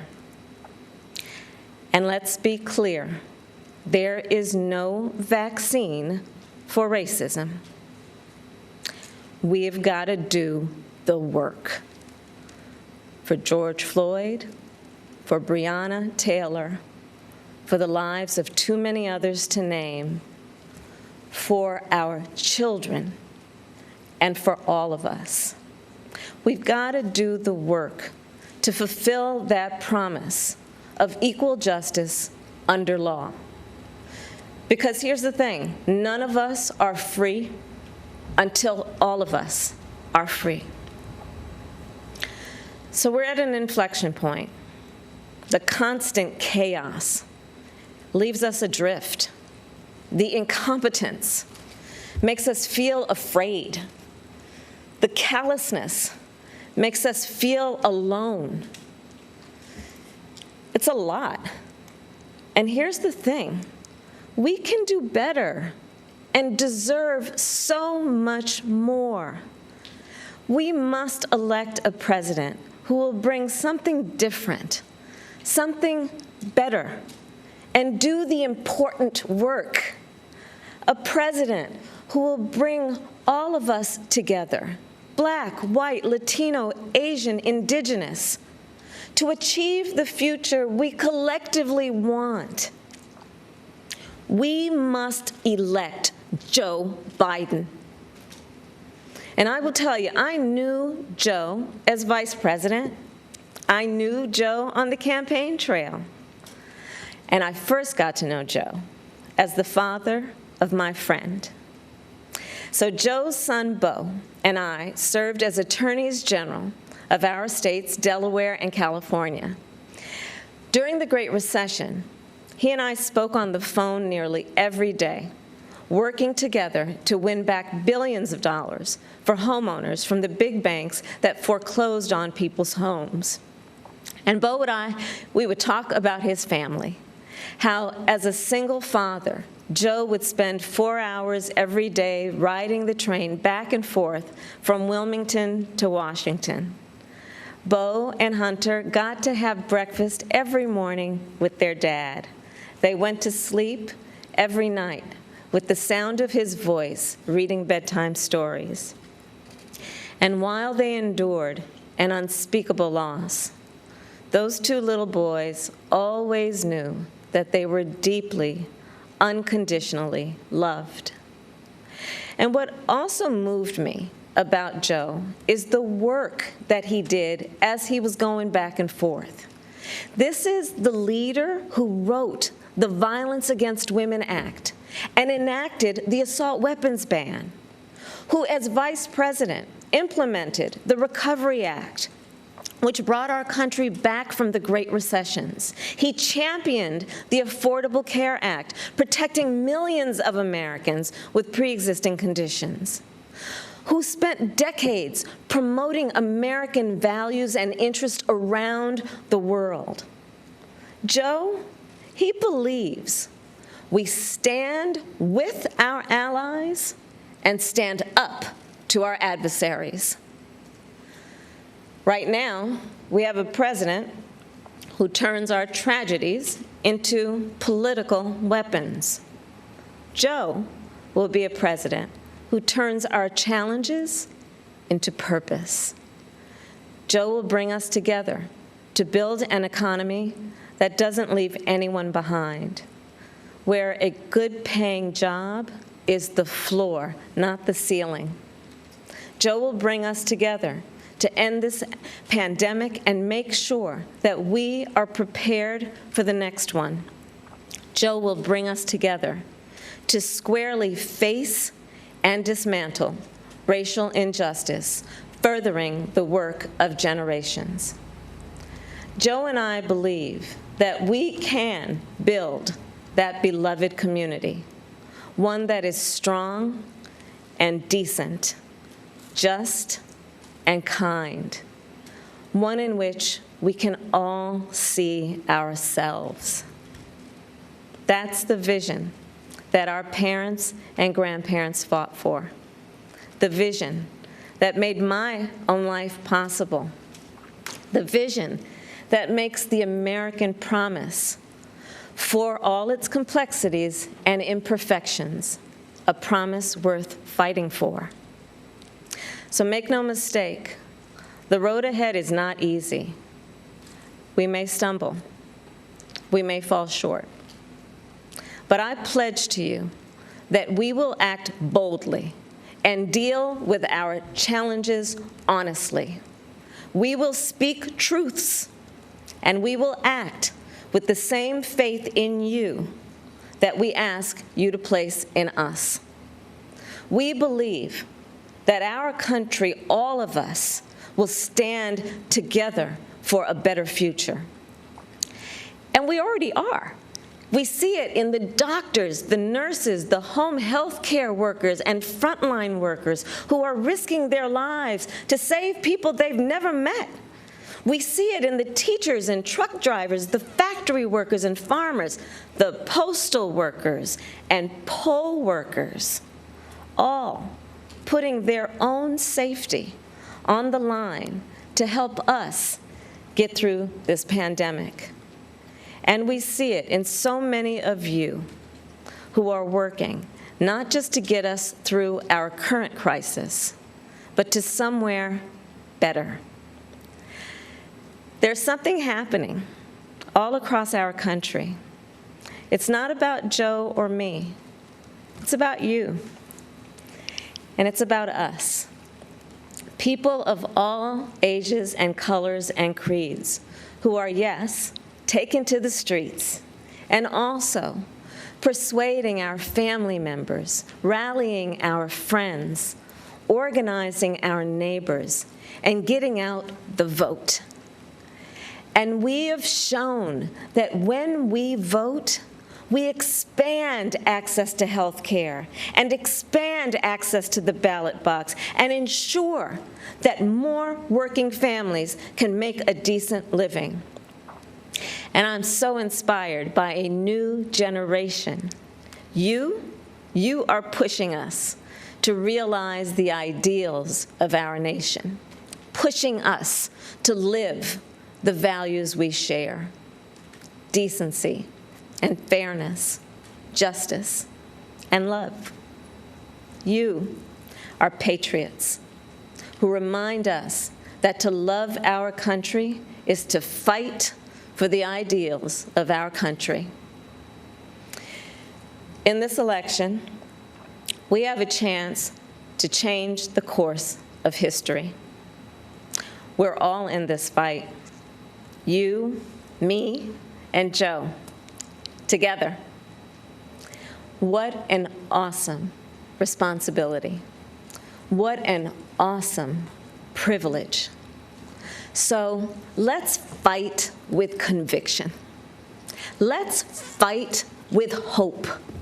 Let's fight with confidence in ourselves and a commitment to each other, to the America we know is possible, the America we love. And years from now, this moment will have passed, and our children and our grandchildren will look in our eyes, and they're going to ask us, where were you when the stakes were so high? They will ask us, what was it like? And we will tell them. We will tell them not just how we felt, we will tell them what we did. Thank you, God bless you, and God bless the United States of America.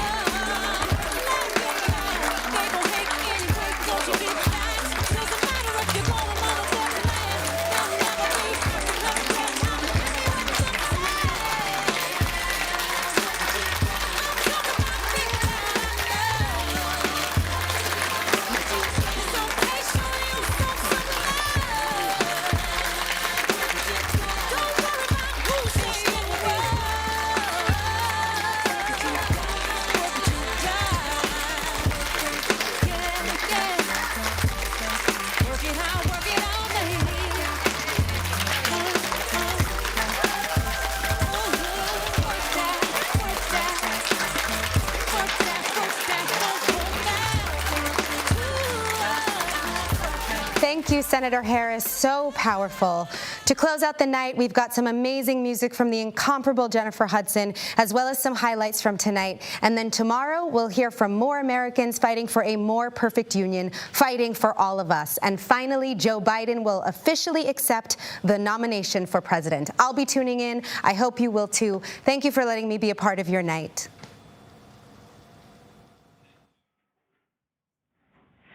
We have been watching day 3 of the Democratic National Convention. We want to apologize to our viewers for that technical error. We clearly had the wrong DNC feed coming in. But we just heard from Senator Kamala Harris, and before that, former President Obama. We are going to discuss their comments and the rest of the evening right after a quick break. Stay with us. You're streaming CBSN.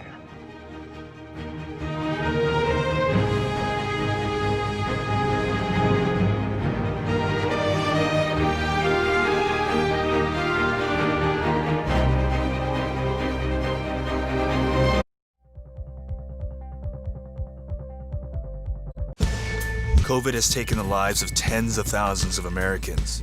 Rural areas like this here on Navajo Nation are especially hit hard. 15 to 30% of our Navajo citizens don't have running water. In any indigenous reservation, there is a shortage of physicians. Native Americans are amongst the most vulnerable and hardest hit by COVID. Yeah, the more we lose our elders to COVID-19, the more we lose our language and our way of life. We need to bring awareness to the attention of Washington, D.C. and United States citizens that there is a need to focus on the first citizens of this country.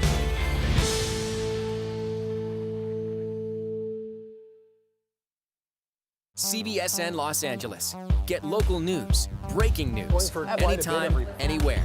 It's easy to find us, and it's free. Download the CBS News app on your favorite devices. CBSN Los Angeles, streaming 24/7. CBSN Pittsburgh, your neighborhood news, streaming 24/7. Anytime, anywhere. Find it on kdka.com and on all your favorite devices.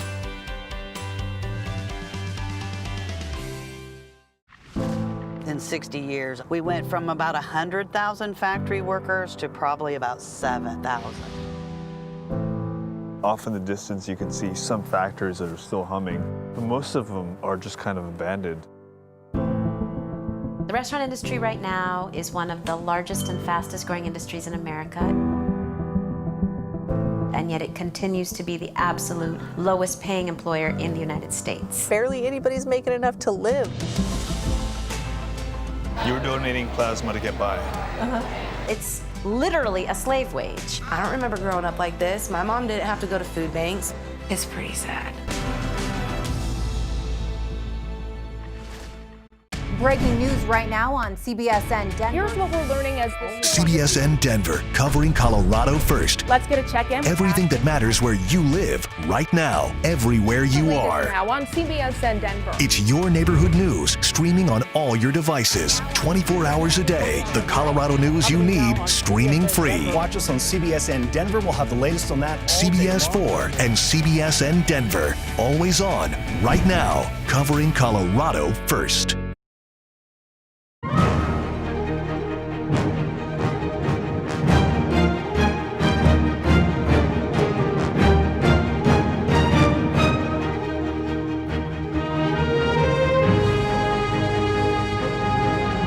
Hi everyone, I'm Elaine Quijano. Thank you for joining us for our special coverage of Day 3 of the 2020 Democratic National Convention. The third night of the convention wrapped up Wednesday evening with Kamala Harris making history. The California senator officially accepted the vice presidential nomination. She becomes the first woman of color ever to appear on a major party's ticket. Harris began her acceptance speech paying tribute to her mother and said her nomination was a testament to the dedication of generations that came before her. The virtual night also included moments from two other former groundbreaking candidates, Hillary Clinton and President Barack Obama, who recounted selecting Joe Biden for the top of the ticket in 2008. Meanwhile, Hillary Clinton used her spot to reflect on the 2016 election and what it's like to go up against President Trump. She urged Democratic voters not to sit this year out. Here's some of what you may have missed. I never expected that my successor would embrace my vision or continue my policies. I did hope, for the sake of our country, that Donald Trump might show some interest in taking the job seriously. For close to 4 years now, he has shown no interest in putting in the work, no interest in finding common ground, no interest in using the awesome power of his office to help anyone but himself and his friends. No interest in treating the presidency as anything but one more reality show that he can use to get the attention he craves. Donald Trump hasn't grown into the job because he can't. Morning after the last election, I said, we owe Donald Trump an open mind and the chance to lead. I meant it. Every president deserves that. I wish Donald Trump knew how to be a president, because America needs a president right now. As Speaker of the House, I've seen firsthand Donald Trump's disrespect for facts, for working families, and for women in particular. Disrespect written into his policies toward our health and our rights, not just his conduct.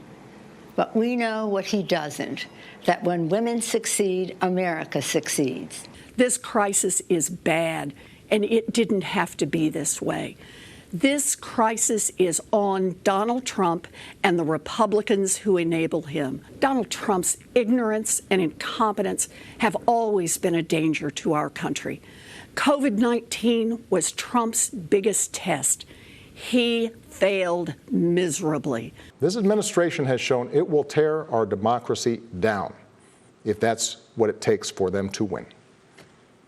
So we have to get busy building it up. Tonight, I'm asking you to believe in Joe and Kamala's ability to lead this country out of these dark times and build it back better. As president, Joe Biden will rejoin the international climate agreement, and the United States will once again lead on this critical issue. We have the chance this November to end two existential crises: the Trump presidency and the environmental annihilation he represents. For 4 years, people have told me, I didn't realize how dangerous he was. I wish I could do it all over. Or worst, I should have voted.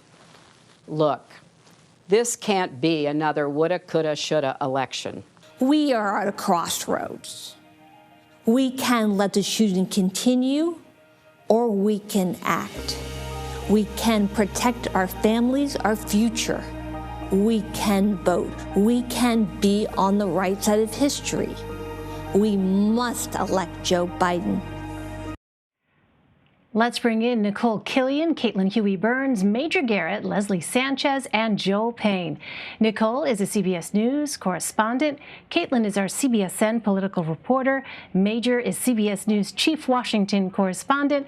Leslie is a CBS News political analyst, and Joel is a CBS News political contributor and Democratic strategist. Once again, how lucky am I? My journalistic and analysis cup runneth over.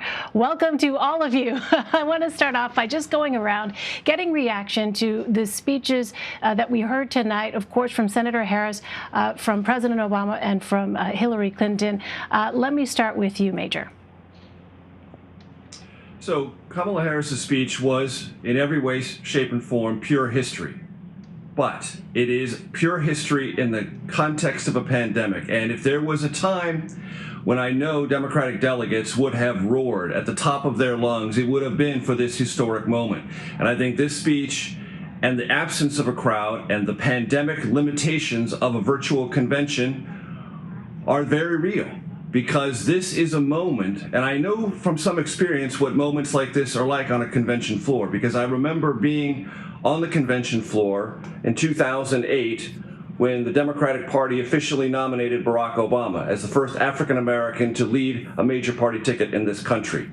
And the sense of emotion, elation, tears, long journey, arc of history, all of that was in every single fiber of the carpet beneath everyone's feet and in the roar of their voice. That's something that could not happen tonight. That's the context around this. And yes, it was a speech of the kind every running mate would give. A little bit of biography, hard hits on the incumbent administration, and an embrace of the presidential nominee. In that respect, it was very standard. But the history around it isn't. And that is something that went through the entire evening tonight. I'll come back with some other observations about things that caught my eye, but you cannot talk about this night without talking about Kamala Harris and that moment. So with that framework, Nicole Killian, let me ask you, because I know you have been doing a great deal of reporting on the reaction, especially among Black women, to this choice of Kamala Harris. Tell us about what you saw in that speech by her tonight.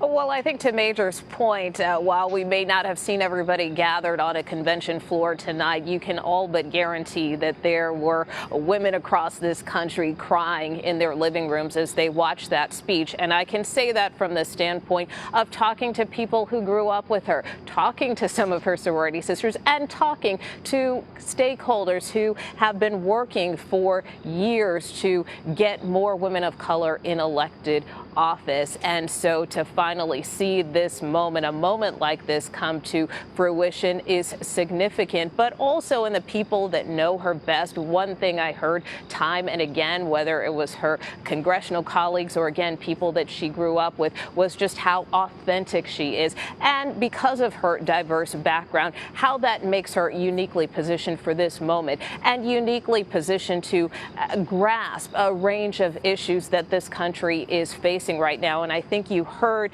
and saw all of that in her speech tonight. Caitlin, let me turn to you. You're also out there on the campaign trail. I want to get your thoughts on what we heard from Senator Harris tonight and also from President Obama. It was a very forceful rebuke by President Obama against President Trump. What I found striking in these two speeches and from the speech from Hillary Clinton was the focus on voting and voting rights. You heard from the speakers tonight an urging of the audience to get out there and vote, but also noting the roadblocks and barriers there are to voting, especially as we are in the middle of a pandemic. And there are questions about not who people will vote for, but how they're going to cast their ballot by mail or in person with masks, as Elizabeth Warren talked about. And that's been a theme throughout this convention and will likely continue into the fourth day. Today, also, Kamala Harris noted the 100th anniversary of the ratification of women's suffrage, but she also noted the women who have been left out of our recounting of that history, Black women suffragettes who did not see those full rights recognized for several decades later, and those rights again coming under barriers or facing barriers. So voting rights at the center of this convention and the thread throughout both of these speeches tonight. Joel Payne, let me turn to you. This was a moment in history. What was your take on seeing not just the speech by Senator Harris and President Obama, but as Caitlin was talking about, hearing from Hillary Clinton as well at this time? It was a really remarkable night, and I think your framing is right there, Elaine. Again, it was Senator Harris, it was President Obama, it was Hillary Clinton, it was also Speaker Pelosi. I think Democrats were trying to emphasize that history is made when women are empowered. You bring up the first female speaker and Speaker Pelosi, obviously Hillary Clinton, and now Kamala Harris.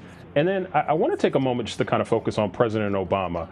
And all due respect to Senator Harris, I think she gave a fantastic speech. I thought she did what she needed to do. I think Major's analysis I agree with. It was the appropriate balance of telling personal narrative while also, punching at President Trump and laying out that argument. But President Obama's speech was phenomenal and remarkable. And, I've consistently still called him the most gifted messenger in the Democratic Party, and he proved that tonight. I tweeted earlier, it's like watching Michelangelo paint the Sistine Chapel.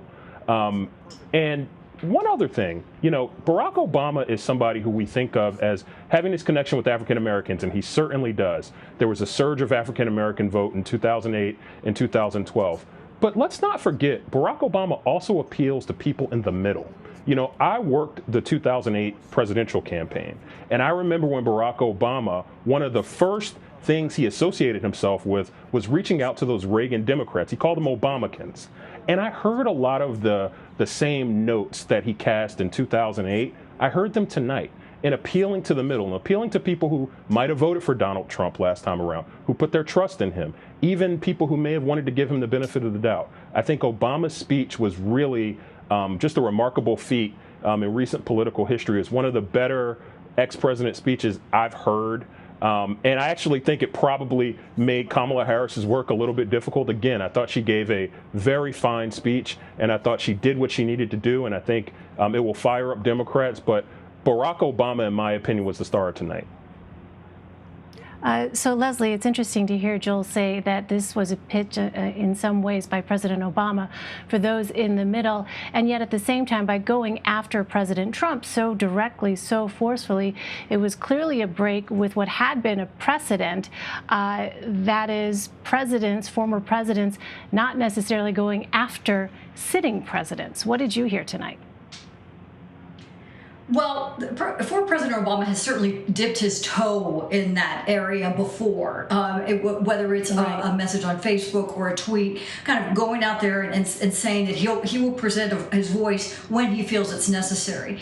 But I think both to Joel's point and Major's point, what we heard with Barack Obama, it reminds you why many people miss Barack Obama. He was transformative for a generation, a candidate and a president that you wouldn't have had, and the country never imagined. I remember his speech, his acceptance speech in Invesco Field, 90,000 people. It was like a snow globe in there. And it was so many people. And prior to that, during the primary, the Hillary campaign had a really tough time understanding why women wouldn't vote for a first female president, and why women wouldn't support their gender and would support Barack Obama instead. And what you saw tonight, the distinction Obama can do is he doesn't talk about identity politics in the same way you heard in all the other speeches. He brought a bigger feeling to tonight's speeches. And that's what's so compelling about it. I thought Kamala was very, very, very strong. And it illustrated one other really important point, that again, Joe Biden is the supporting character. He was the support under Barack Obama. And again, he's kind of outshined by his vice presidential pick. And that's something I will say Republicans who were thinking of abandoning Trump are really struggling with, is what are they buying into? And that future ticket is not necessarily what they're ready to accept. They want to know, they want security and stability now. Caitlin, you know, it was interesting to see Senator Elizabeth Warren, to see the economy focused on in that primetime hour. I know you're someone who, I thought of you when I saw her come up because I know you had followed her primary campaign. I wonder, Caitlin, what was the affirmative case from your perspective that was made for Joe Biden tonight with respect to the economy? Because we heard Elizabeth Warren talk a lot about this issue of child care. What did you hear in that argument? What was that affirmative case for Joe Biden? You know, Elaine, in listening to Elizabeth Warren tonight, I was thinking about when I was on the campaign trail with her about a year ago when she was campaigning in places like Iowa, giving that same type of speech, matching it to the moment that we have right now. But she has been talking about childcare for over a year, referencing her Aunt Bee and how she came to help her out and how most people don't have that opportunity. That is a problem that is even more pronounced in a pandemic. You have women really bearing the brunt of this pandemic, women being most of the country breadwinners and having young children and trying to figure out how to get their kids back to school, how to get childcare for their kids so that they can get back to work. That's been a theme through her campaign and very present tonight. We know that Elizabeth Warren has been advising the Biden campaign, especially on economic policy, and she was on the short list to be his running mate and has been working closely with the campaign on these issues. But a lot of what she's been talking about an unfair economy, about how to talk about racial injustice can't just be done in a conversation about criminal justice reform. It extends to housing, to health care, to your basic economic bottom line and opportunities, housing. Those are kind of all showing now with the pandemic, those inequities. And so that tonight she was really able to kind of talk about her own policies as if they were also Joe Biden's, and we know that she's been advising him. On this question of racial justice, Nicole, it's interesting. There had been, of course, some skeptics with respect to Kamala Harris's record as a prosecutor. I wonder if that's something that you'd heard about in your conversations with people regarding her pick. Were there people who wanted to hear more specifics and who want to hear more specifics about her evolution on this topic of criminal justice reform? Well, I think that certainly was an issue in her presidential primary campaign, and I think it will be an issue that she will have to explain further as she proceeds now as the vice presidential Democratic candidate. But look, I mean, I think from the standpoint of racial justice, certainly through this pandemic alone, she has been very vocal. You heard her talk about the importance of making strides in the name of people like George Floyd and Breonna Taylor. So she has been very proactive on that front. But yes, in terms of her record, some progressives in particular do feel that she was too soft during her time as California Attorney General. When she was a local DA in San Francisco, that, she kind of waffled and that she didn't take strong stances and do enough to, fight against issues of police brutality. So I think that is a space and an issue to watch, an issue where she does need to explain herself more. But at the end of the day, I think people will have to look at the totality of her record and kind of what she has done since, and of course, make a decision for themselves. Major, this time yesterday on this program, you had raised this issue of how the notion of Joe Biden's understanding firsthand of grief and loss and suffering was something that seemed unusual to you in the presentation of it front and center last night. And it was interesting to hear President Obama today kind of pick up on this empathy idea that you had talked about. I wonder what you made of that part in particular of President Obama's remarks, because we are living in a time where, the data show there is an increased number of Americans who are reporting mental health issues in the midst of this COVID-19 pandemic. And so this notion of suffering might be particularly resonant now. Right, and to be clear, I wasn't criticizing this emphasis. I was just saying, based on my experience, it's something you would not expect to see as a biographical component of the presidential nominee of a major party. That it would be, under normal circumstances, regarded as kind of overwrought and over-emotional and maybe too much of a downer. But in this time, to your exact point, Elaine, we are, as a country, feeling anxiety, uncertainty, and in many instances, downright trauma. And to have a sense that someone who you might vote for or might consider voting for has a demonstrated history of living that, experiencing that, and acting in a way that you might find most reassuring is something that clearly the Democratic National Committee and the organizers of this convention saw as a net plus last night. And President Obama wanted to reemphasize that point. Let me make a couple of quick observations about tomorrow and what I also saw tonight. Tomorrow, Joe Biden cannot be the lesser of all of his previous supporters. He has got to be their equal and, if possible, be better. But he has certainly got to be their equal. Linda's point is very valid. There are a lot of people who are going to be watching very closely tomorrow night to see how on it, how with it, how good Joe Biden is in the moment, in the history, and in the delivery, and the sense that this is his time, and he is aware that this is his time, and he is ready for it, not only in terms of believing it, but conveying it. We learned in 2016 that you can have a lot of concerts. Hillary had a lot of concerts and a lot of celebrity supporters, but ultimately the choice is the person at the top of the ticket, and Joe Biden will be that person. And tomorrow night, he's got to meet that threshold. Be as good as Kamala Harris. If he can be as good as Barack Obama. Maybe not that's the high standard, to Joel's point, but he's got to be very good. One other point about tonight. Oftentimes in presidential politics, the major parties revert to their basic issues and their basic constituencies. But there are times when that sort of rote reference to basic constituencies and basic issues take on a larger thematic framing. Historically, the Democratic Party, I've been to many conventions, I've heard these in speeches in many previous conventions, references to nurses, school teachers, frontline workers of some kind, people who work in grocery stores, people who work in the service industry, healthcare workers. Those are core constituencies and long-standing priorities. But now, in the terms of this pandemic and how it's played out and how those vulnerabilities and the value of those workers has become a universally understood and in many cases universally appreciated component part of our workforce, that takes on a different characteristic, a different resonance, it seems to me. It's no longer a boutique recitation of party priorities and party constituencies. It's about something larger. Last point.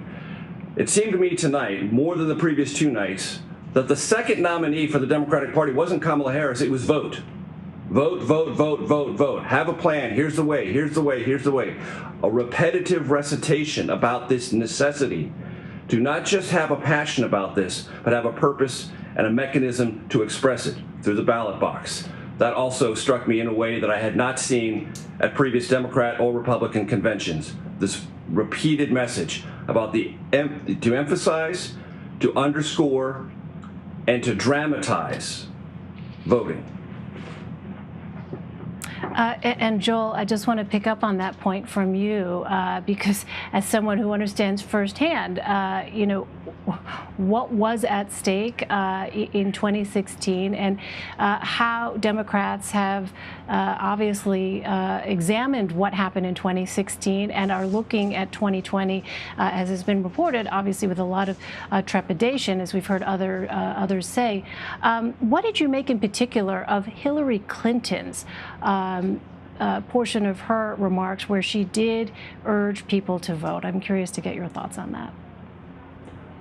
Well, it actually seemed like what Secretary Clinton was really serving to do was be the cautionary tale for what could happen if you don't vote. And I think she's talking to, you know, those populations in Michigan and Pennsylvania and Wisconsin and North Carolina that frankly didn't show up, right? It's the neighborhoods in Milwaukee and in Philadelphia and Detroit and Charlotte that didn't show up. Not just those folks, but you get what I'm saying. The people around the margins that would have helped Democrats go over the top in 2016 in those key states. And she was really the cautionary tale, saying, you can even, I mean, she even kind of, I think she made a sarcastic comment, an ironic comment, you can even win by 3 million votes and still lose. She said that in her remarks as well. So I think that was her role. Hillary Clinton always has a tough job because she's got to serve multiple masters, right? She can't seem bitter, but she has to kind of reflect what happened. She also needs to reflect the history of her moment and also kind of look forward. She's asked to do so much. I think she did a really capable job of that, as Secretary Clinton always does. And I think that was a good feat for her this evening. But, you know, one other thing I would add here, I think that that Kamala Harris really did a really great job of laying out the case for how Democrats are going to push back against Donald Trump. And she started it last week when she was nominated, and she continued it. She expanded upon it. I talked to people near Senator Harris's camp, and what they told me was that she was going to go in on Donald Trump. In fact, we noticed all of these speakers did. I think in the past, you might have seen Democrats be very hesitant to go super kind of negative or what might be perceived as negative.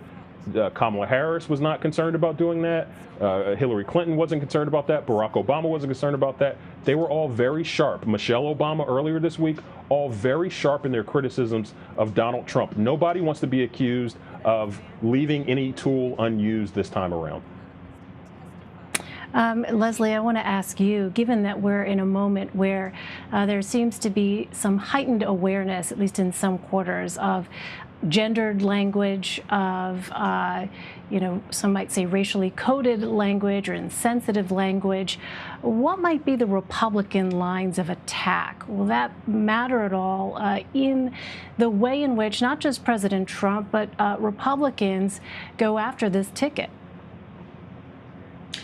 Elaine, that's really the most pivotal and probably fascinating part behind the scenes of where Republicans stand. It's the case of two campaigns, right? It's the White House campaign, the populist campaign of the president, who's going to say, here's Hillary Clinton. I think we'll hear a lot about that again, talking about the reality that she had extraordinarily high negatives, which really folded in. And 2016, in many cases, toward the end, from the nomination all the way to the end, was like a coronation. It was assumed that Donald Trump would never win, and that she was going to be the next president. That's why there's so much bitterness there. I'm sure the campaign will talk about that, talk about the failure. He's already started the name calling again, and the parts that make establishment Republicans really cringe. I think if you're going to look at the policy, there was a balance act here that they didn't have in the previous speeches about, okay, it's not just a vote of opposition. This is what we stand for. We're going to do all these bountiful promises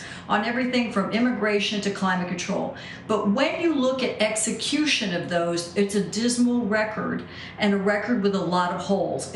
President Obama says he's going to have immigration reform. Norm O'Donnell talked about that earlier this evening, in 100 days. They just pushed that down the line and never got that done, and he was known as the deporter-in-chief. You know, here is Biden talking about he wants to look at climate and energy and make, you know, the growth in this area, but he's going to have to address fossil fuels, and he's also the person at a rally that told coal miners who are concerned about job security they need to learn to code. I mean, when you can go on and on in terms of the disconnect between the idea of these policies and how it meets our economy and people that are struggling with jobs and health care. And that's where the argument should probably go, policy to policy. I don't know if we'll see that. All right, one more night for the Democratic Convention. I want to thank my panel, Nicole Killian, Caitlin Huey-Burns, Major Garrett, Leslie Sanchez, and Joel Payne. Really appreciate it. And that does it for our coverage of Day 3 of the Democratic National Convention. Join us here again tomorrow for the final day. Our pre-show starts right here at 8:30 p.m. Eastern. Make sure to download the free CBS News app so you can continue watching updates from the DNC for the rest of this week and coverage of the Republican National Convention starting next week. My colleague Lana Zak has more news after a break. Stay with us. You're streaming CBSN.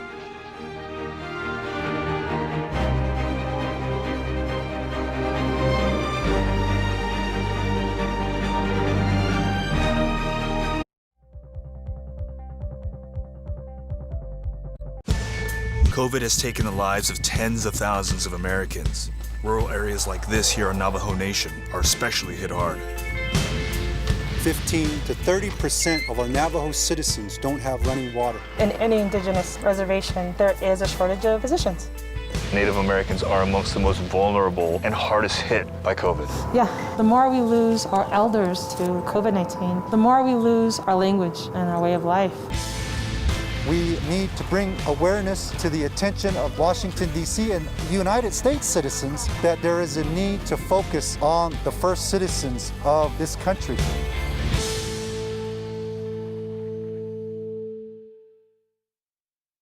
CBSN Los Angeles. Get local news, breaking news, anytime, anywhere. It's easy to find us, and it's free. Download the CBS News app on your favorite devices. CBSN Los Angeles, streaming 24/7. CBSN Pittsburgh, your neighborhood news, streaming 24/7. Anytime, anywhere. Find it on kdka.com and on all your favorite devices.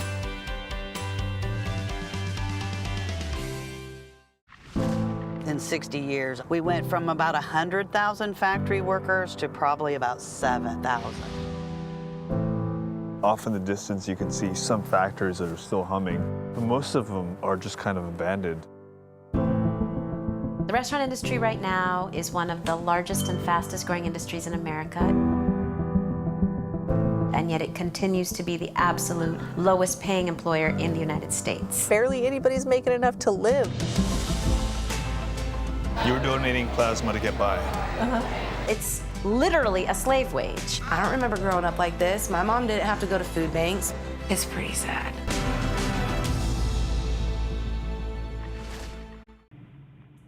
Hi, everyone. I'm Lana Zak. Thank you for joining us. The latest CBS News Battleground Tracker shows Joe Biden leading among Hispanic voters. More than 70% of Latinx voters nationwide intend to vote for him. The poll found a motivating factor was the view that Biden cares more about the pandemic's risk to their communities.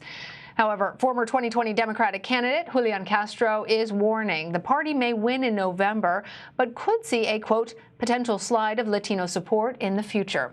He made those comments in a recent Axios interview on HBO. I saw this very clearly, that the Latino community too oftentimes is invisible. It's an afterthought, even though